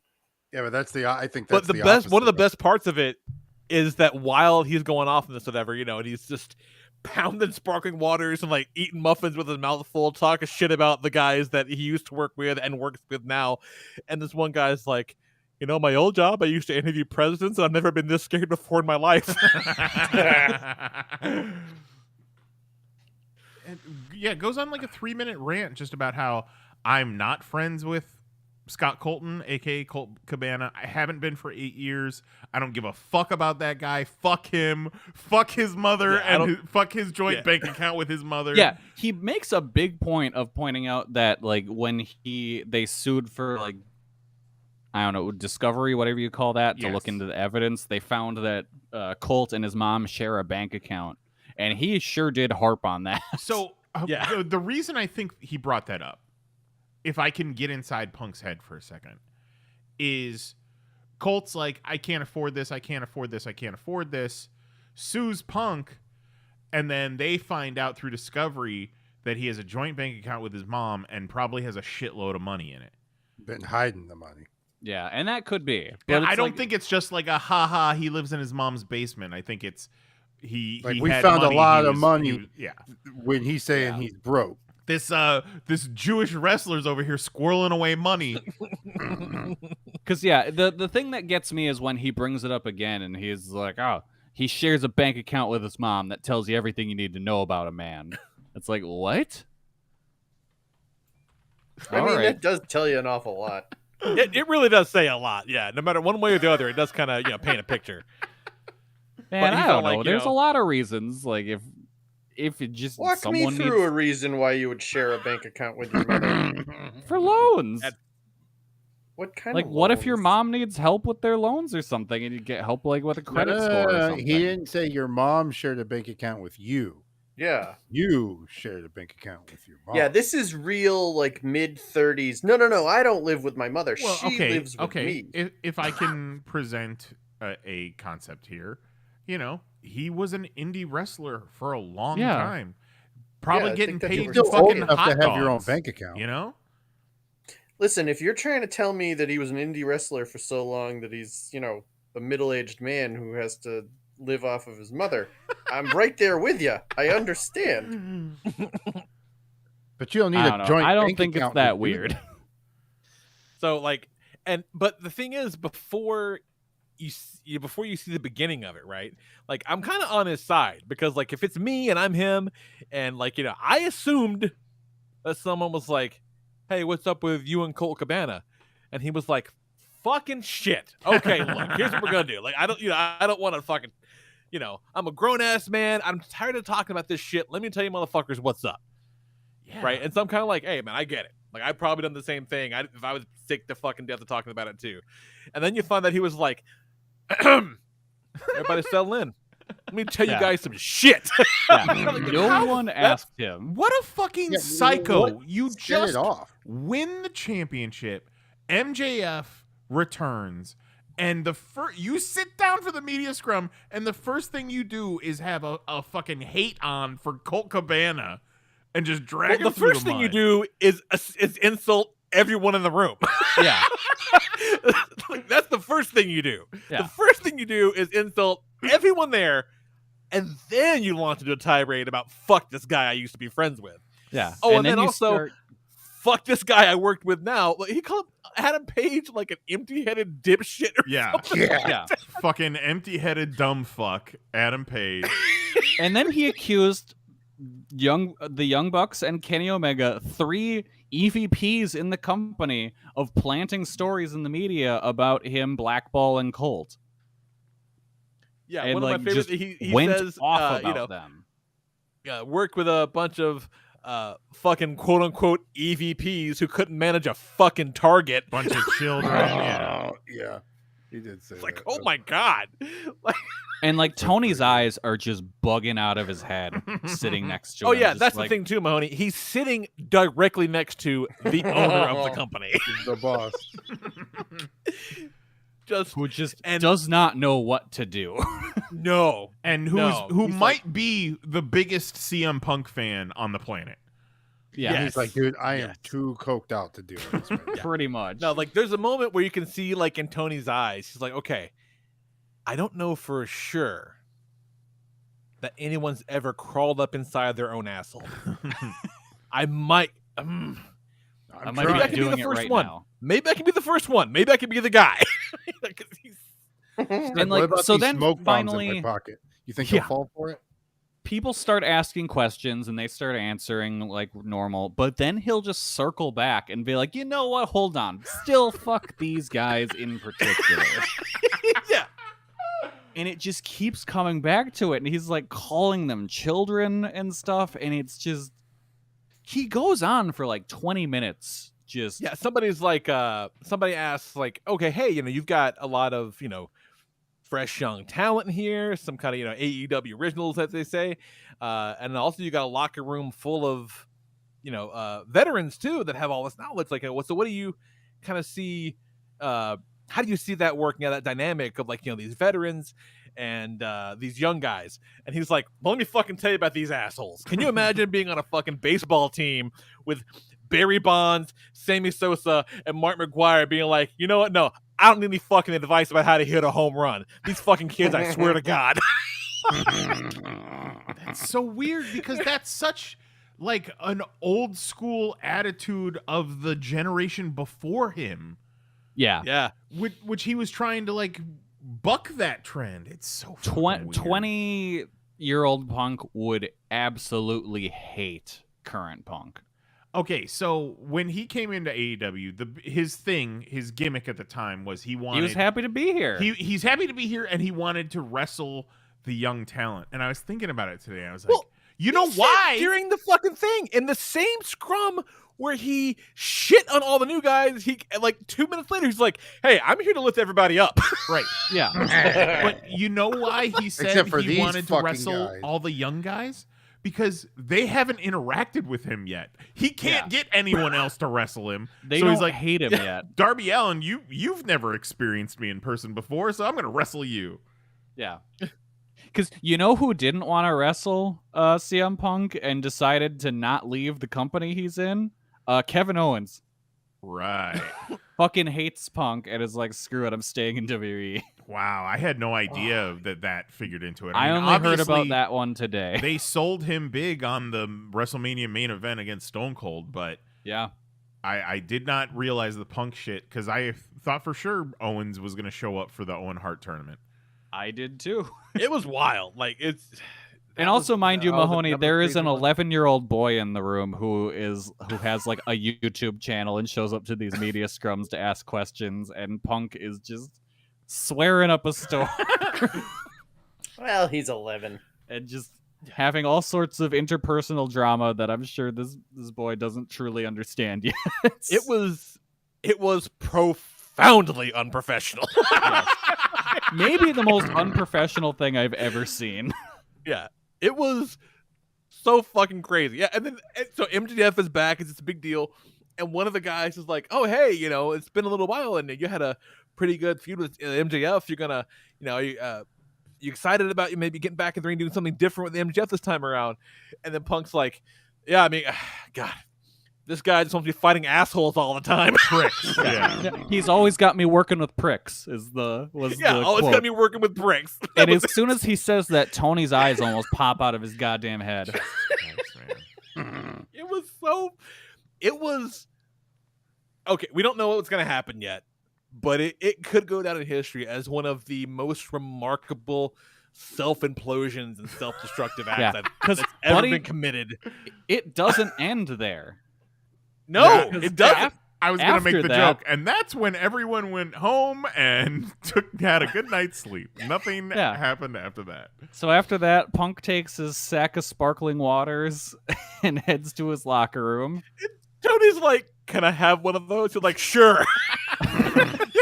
Why does he have so many sparkling waters? He took like he had a sack full of cans of water. It was crazy. He had a clear plastic bag full of cans of sparkling water for some reason. And he took like 10 of them out and put them on the table in front of him. I don't think he drank one. Maybe it's like a sponsorship when they Yeah, have yeah, the yeah. Gatorades on the Like, podium. it's so funny too because again he's fresh off the match, right? So like Yeah. he's still bloody, right? Yeah. And it's like while he's talking shit about Colt Cabana, he's just hatefully unwrapping his hands, like throwing bloody tape on the ground. And eating a cupcake in the middle of this as well. Yeah, and then he's like, "Yeah, oh, by the way, these are awesome cupcakes." And he gives a shout out to like where you can get the cupcakes. Yeah, But he's he like, "Yeah, shouts they're out the closed on baker, he's Mondays like- and Tuesdays." Yeah, they're closed Mondays and Tuesdays, so you can't try them until Wednesday. Also, fuck Adam Page. Yeah, and so after he goes to his locker room, he also makes a point. He's like, "If you have a problem with me, my door is open. Come see me, and we can deal with it." So he goes to his locker room. The people that he just called children online, the Young Bucks and Kenny Omega, they pay a visit to his locker room. Yeah. 3 executive no. vice presidents of the company, the group nicknamed the Elite, which is the elite in All Elite Wrestling, where that came from. Yes. So reports differ on how things went down. One report is they knocked on the door, Punk didn't answer. So they kicked either that bitch in. pushed it open or kicked it in. Words were exchanged. Fisticuffs started. Ace Steel, who is Punk's longtime friend and trainer, shows up because his wife was in Punk's locker room watching his dog. Ace Steel goes completely feral, throws a steel chair and hits Nick Jackson in the eye with it. He bites Kenny Omega in the brawl And pulls his hair, knocks Nick Jackson out. Apparently, CM Punk connected on Matt Jackson. Yeah, multiple punches thrown on that. We don't know all the details, of course. During okay, so the media scrum continued after Punk left. Right. So Yeah. they're So interviewing Tony has no idea this is happening. Yeah, they're interviewing Swerve and Keith Lee, and you see a security guard just bolt through the background. Yeah. Just book it to the back room because something is going on. I saw one report that one of the people backstage said the security guards were saving lives. Oh my god. This is so crazy. Yeah, so there's undoubtedly some suspensions. We don't entirely know the details of those yet. Rumors are that Punk is probably going to be fired over this. We're going to find out a good amount of the story, at least by the time Dynamite starts tomorrow night. It sounds like all the parties involved are not on the show, for sure. I mean, They sure. They are bringing. I guess Chris Jericho and Mox were not scheduled to be on the show. They have both been brought in.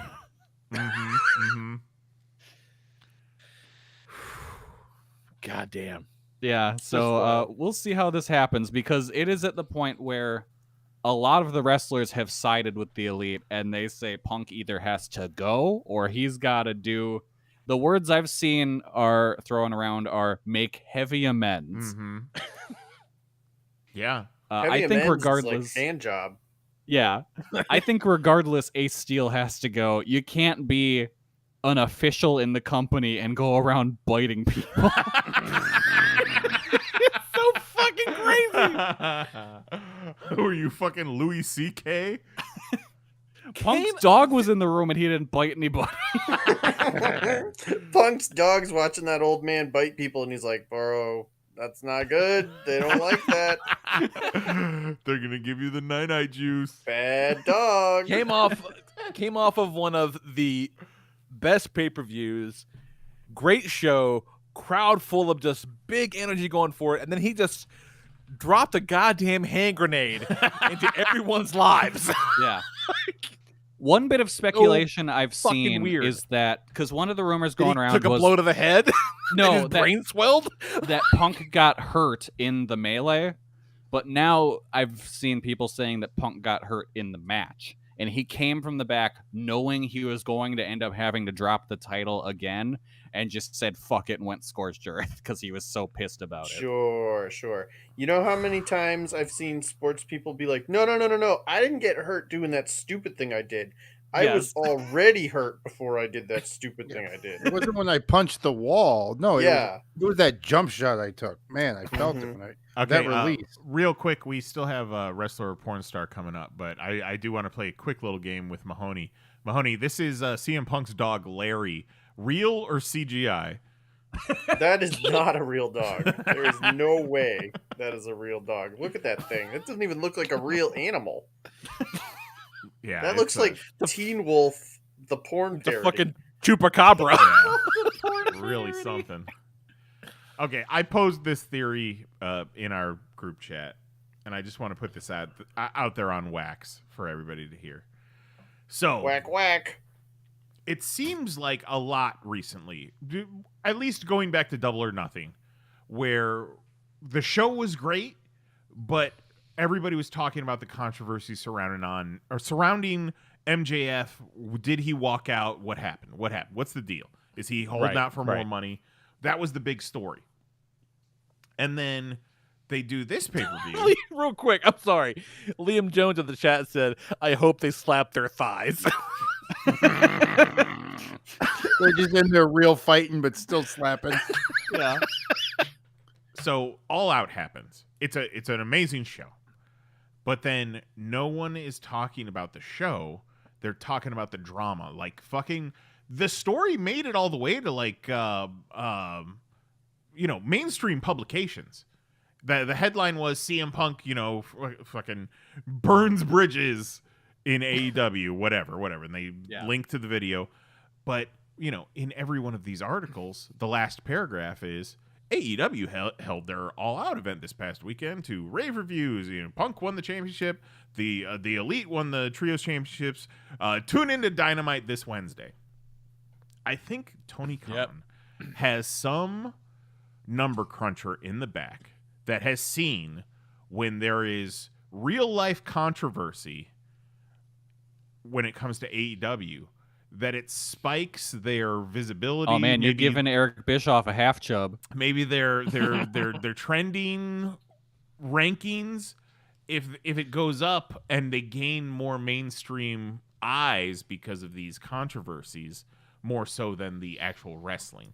But that's to say this whole did say during CM the Punk, scrum that he doesn't care if they like each other. yeah, He did flat out say, he's like, sometimes it makes for a better product. Yes. But that's to and say then that Liam pointed out in the chat, we missed the bit in the scrum at the end after Jericho's bit when he kind of leans into Tony and goes, some shit went down. And Tony's like, I'll be in my office. And Jericho's like, oh, yeah, I'll see you there. Like, Absolutely honestly, fucking if crazy. anyone's gonna mend these bridges, it's gonna be Chris Jericho. It kind of has to be, yeah. He's the guy. He's friends with both sides. Mhm. He's been in quite a number of backstage fights himself. Yeah. If anyone's Goldberg, gonna, Hunico.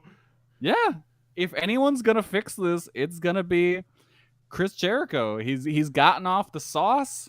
He's been he's been called a calming presence in the locker room. Yeah. Like I think it's Jericho's time. He's gonna right the ship. But also, as Liam points out, the apology must be as loud and as public as the disrespect. Yeah. Yeah. It because, like, and I said too that this, could turn into just an amazing bit of pro wrestling, right? Because the thing is that there's nothing, like, the one thing that definitely can't happen is Punk comes out on Tuesday to fucking smile and cheers. Everybody loves Punk. Let's fucking stage dive, all this crazy shit. No. Because, like, we all saw it. Yeah. Like, everyone saw it, right? Like, like, everybody's watched what the fuck happened. Like, We all saw So who he has he to- is. And I mean, we all kind of knew. man. But We had this hoped is, he'd but here's change. the thing: not everyone knew, because there is an entire generation of wrestling fans that don't really know CM Punk, and they're just like, "Oh man, here's this older guy. Everyone loves him. He's back. He seems like he's so excited about everything, and everyone's super and you excited. had to hope, so I'm into it." in our generation, it's like, okay, cool, benefit of the doubt, 7 years is a long time. Fucking people grow, people change. Yeah. Like maybe he's cool, and But buddy, now everyone sees he's still this bitter, unhappy dude who just wants to watch the world burn. Maybe that's part of the reason he went off on Colt so bad is because, for better or worse, everybody kind of really likes Colt Cabana. Yeah, yeah, seems seemingly like a nice guy. like a fun dude, like a fun, nice dude. And he fucking rolls into the locker room and everybody knows he's kind of a dickhead. Punk walks in the locker room.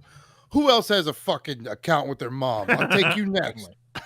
Like, I am legitimately, I'm fully willing to believe that he had nothing to do with that.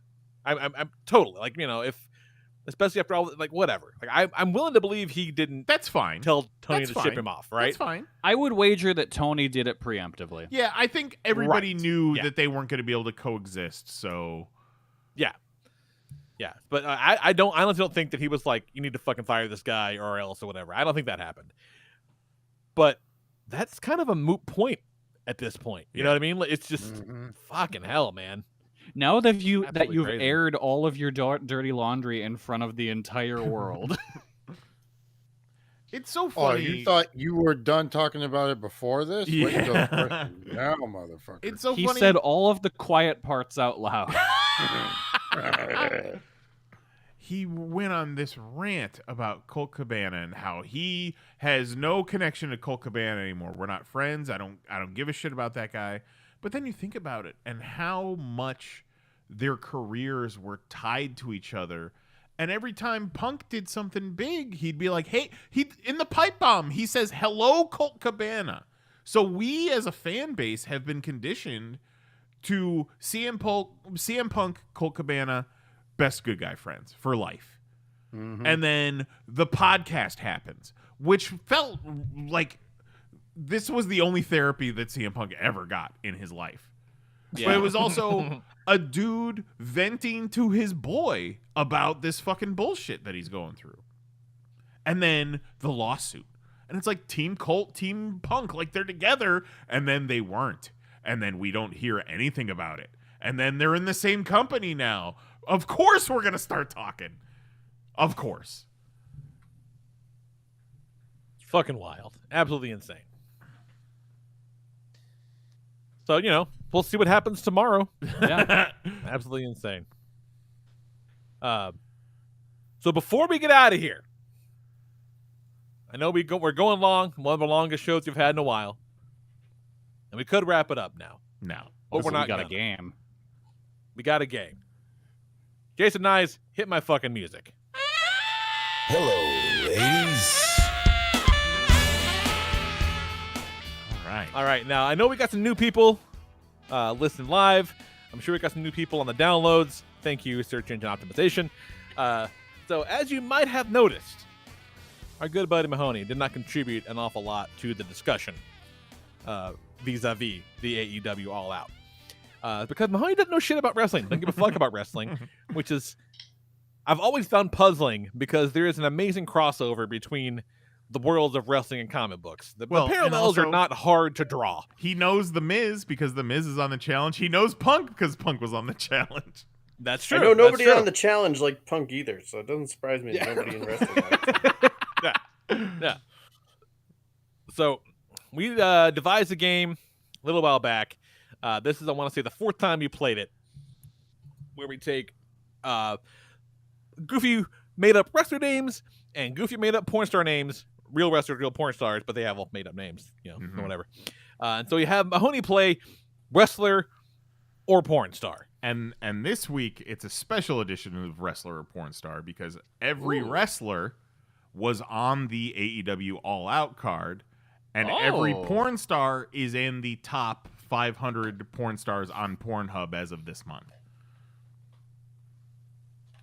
So Exciting. if you were paying attention, Mahoney, which I know you weren't, you have a leg up Yes, on yes. this game. We have Yeah, I don't definitely like my said chances. at least a few of these names tonight. So Do you have a leg up, or have you seen them with their leg up? We'll find out.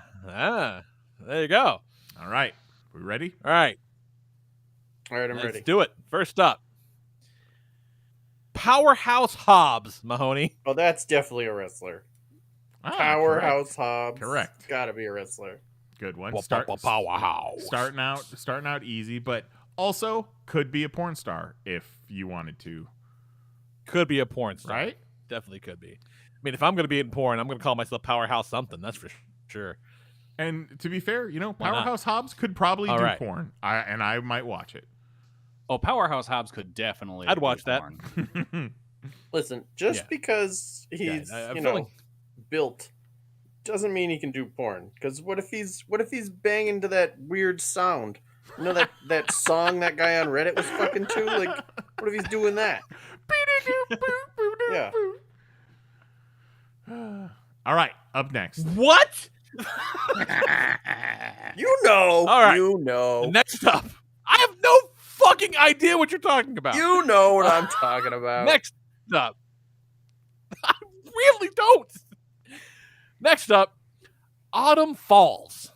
All right. Well, this one is much more difficult because my initial kind of gut feeling is like that sounds like a porn star name, but then I'm also like that does sound like a wrestler. Like you guys talk about somebody named Sunny a lot, and it falls into that category. We did just refer to Ember Moon earlier. I don't remember and, that. And Sunny a lot. Yeah, Sunny a lot. Yeah. Sunny Nice. a little. Nice. One time showed Sunny's butthole on YouTube. Oh, that was her. Okay. Yeah. All right. That was a lot of Sunny. Yeah. Yeah, the previous version of Wrestler or He's Porn like, Star, I "I didn't accidentally see showed it." Sunny's butthole on YouTube. Whoops. Yeah, there was pictures to go along with that version. There's And he pictures was like, to go along with There's this version. pictures to too. go Like, I along with didn't this see version. it. There's just no picture now because I haven't guessed yet. Oh yeah, that's right. Yeah. Get your head in the game, Kelly. It's been a while since we've done this.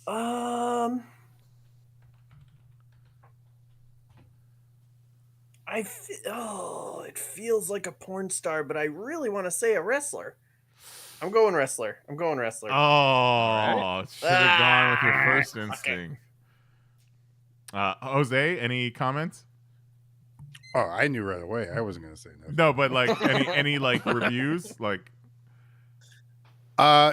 She's good at her job, but apparently she has some drama beef. Some of the porn stars say they don't like working with her. oh really? Oh, I can't remember exactly who. It was a while ago. This just in: Autumn Falls, the CM Punk of the porn industry. All right, Don't next hold up, me to that. Remy LaCroix. Oh, he's an X-Man. That's easy. He said, "You fucking talking Gambit? Yeah. This is a good one, actually. You coming? This with, pal It could Remy here. absolutely go either way. you coming at Remy. me with Gambit? I'm gonna tell my staff and use like a helicopter, mon ami. All right. So here's what I know. Apparently, wrestlers have an endless supply of sparkling water available to them at any given time. LaCroix, a famous sparkling water company. Mm-hmm. And This so is it true. feels This is very obvious that Remy LaCroix is the wrestler who supplies them all with their sparkling water. Sorry. She is a porn star. Well, all right. Well, okay. All All right. Never heard of her. Jose? I've heard of her. Not my lane. she Okay. got the Hold cover. on. What is her lane and why isn't it your lane? Her lane's it's just not my lane. Like she's all right. She's all right, Okay. but So just like personal I don't taste. pump the brakes for it. I thought you were talking lane as in like she does something very particular in the industry. Oh no. Not a specific avenue. Sorry, just Gotcha. not my She's type. kind of an asshole too, though. Yeah, Well, she yeah, was a big, because- what was that, James Dean supporter after all his shit came out. Ooh. Yeah. Everyone fucking. She's like, I'm not Gambit. God damn it. Mahoney, James Dean, wrestler or porn star? That guy I know. Yeah, I know I he's a figured. porn star. And I believe he's in prison. All right. Next up. Next up, Ty Mello. Ty. I would have pronounced that Tay. Yeah, you'd it's have always been hard. wrong. It hurts my brain.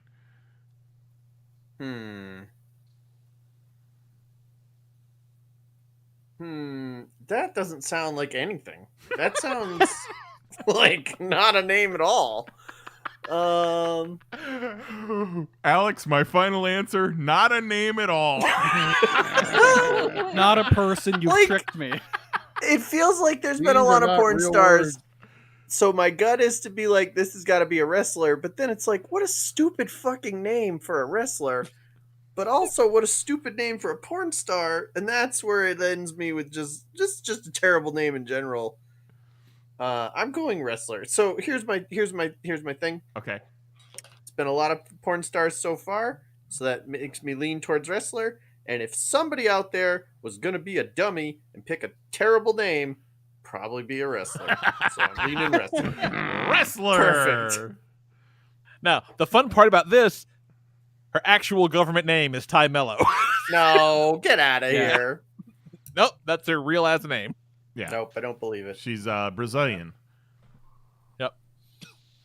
It was And her has the butt to prove it. her wrestling name Like, you was like Ty Brazilian nuts? Conti, and then she married No. Sammy Guevara, so she changed her name to Ty Mello, so she would no longer have her ex-husband's last name.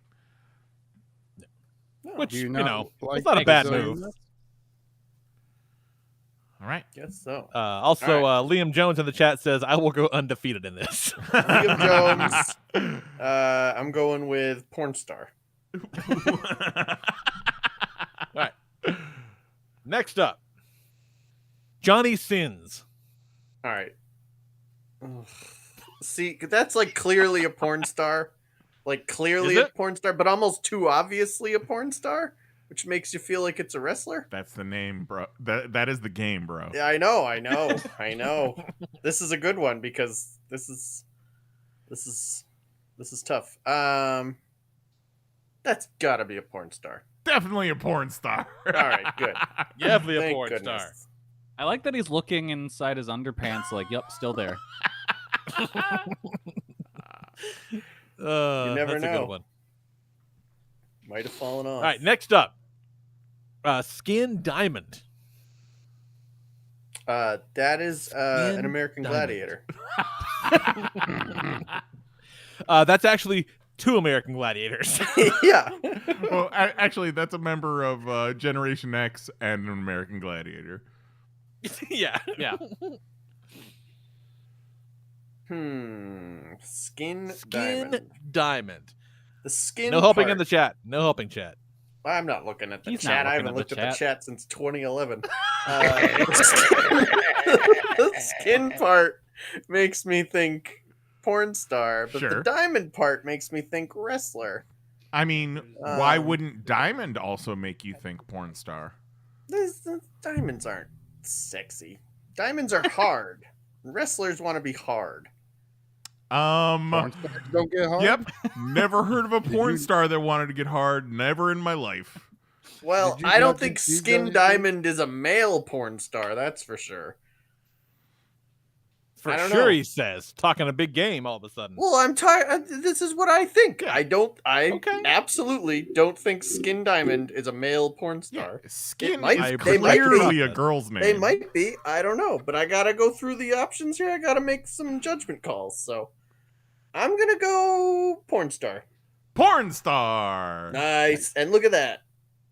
Not a dude. Doesn't appear to be a dude, but who knows? Who knows? It's 2022. That's right. Real good at her job. Ah. Next up, Austin Gunn with 2 N's. Okay, that's absolutely a wrestler. Yes, Yeah, I it can is a tell that this wrestler. is a wrestler because they went with the name Damn. Austin. Good call. Yeah, I don't know. know. Austin is a very porn starry name. Yeah, but how No. many? Name one. Man, I don't know porn stars like you do. I can't name an Well, Austin. But a porn star named Austin's one of the ones going to get picked up by a bigger woman, though. You know? Like, one of those. That's Sammy Guevara. Yeah, for sure. All right, next up, we got Jamie Hayter. Jamie Hayter. See, that name I feel like I've heard, but now I can't remember from which In category. what context? Yeah. because we do I'm talk like, I a lot definitely of recognize wrestling. the name Jamie Hayter. We do talk The a lot of hater. wrestling, but we do have an Instagram group thread called Butts. So That's true. And you know what? There is crossover there. They hate her because they can't aid her. Speaking of, I sent you something in that thread, Nice. I'm going Jamie Hayter is a porn star. No, she is a wrestler, and we talked about her earlier. Buddy, I wish she was a porn star. For real. Give it time. I think it was Dynamite. You've we were definitely watching. seen her in the butts thread. Oh yes, Absolutely. She is MVP of the Butts message on Instagram. All right, that's probably where I know her name from then. Yep. Mhm. And also, we said her name multiple times earlier in this show. That's definitely not where I know her name from. He said, nope, wasn't from paying attention. Not that one. No, that's not it. That's definitely not it, for sure. Next up, All right. Carmella Clutch. Okay. Oh, that feels like a real wrestler name. But the Carmella feels like a real porn star name.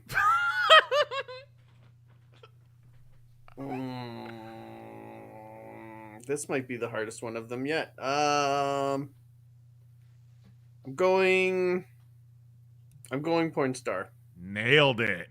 All right, perfect. I picked this one because there's actually a wrestling move called the camel clutch, and this Yes. name, I love it so Yeah. much. And there's also a wrestler named Carmella. Right. See, I knew it.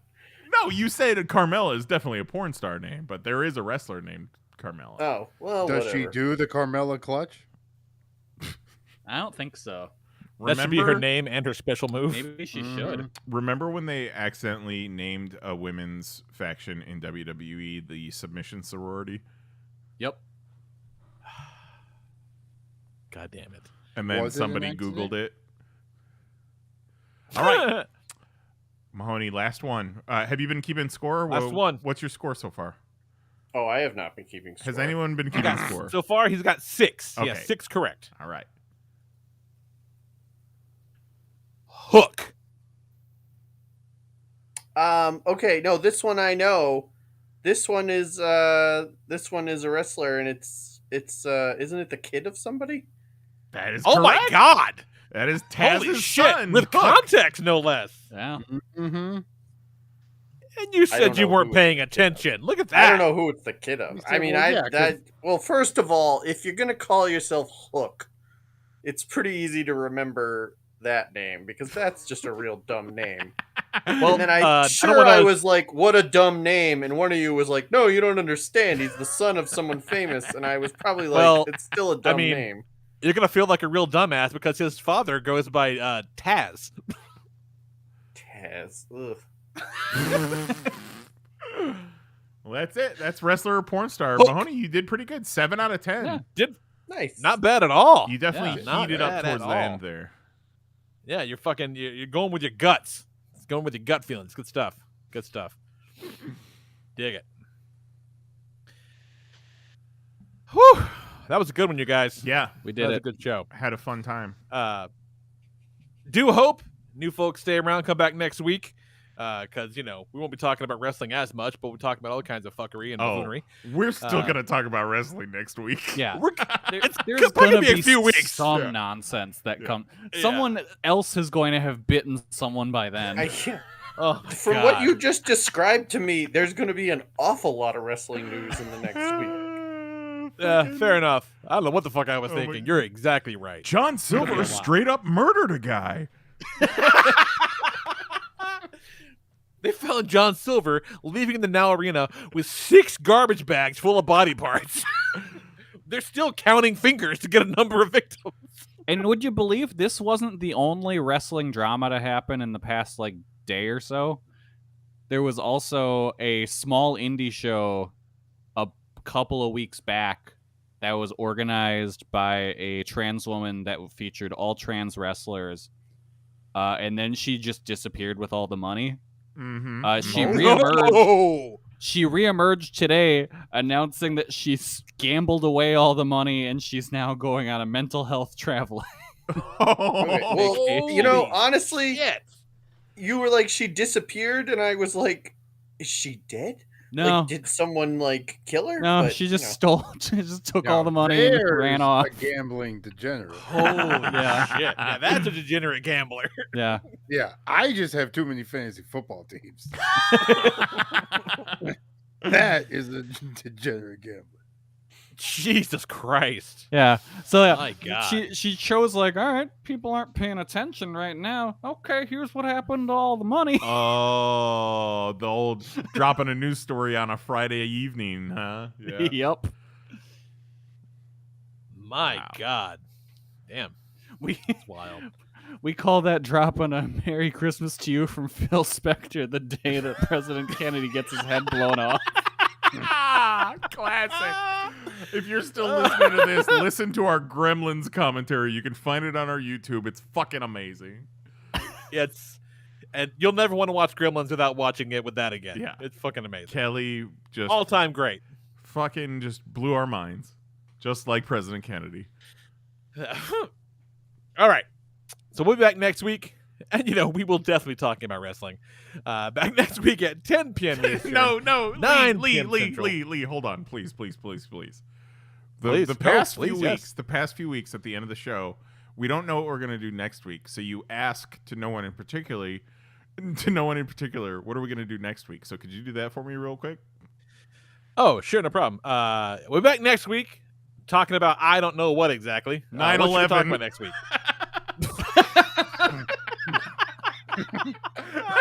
Well, you heard it here first. Lee, why do you 9/11 want us next to week. talk about 9/11 next week? What an odd topic.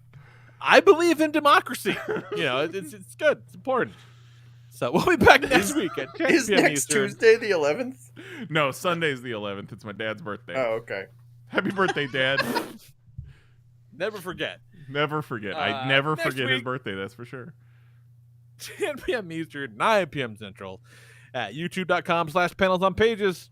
For Jason Nyes, Jose Guzman, Kelly Harris, and our good buddy Mahoney, I am the Lord Reverend Leonardo Rodriguez. We'll talk to you fools next week. Night. Love you. Bye-bye.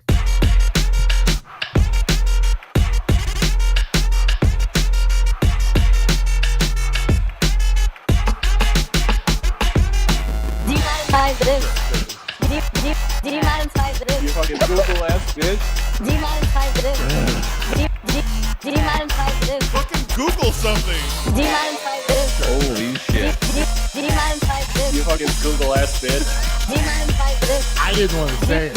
Do you mind if I this? What are you, some kind of bitch? Do you mind if I this? Whoa. Do you mind if I this? You fucking Google ass bitch. Do you mind if I this? Why you keep bugging us, you two? Do you mind if I this? you fucking Google ass bitch. That's it.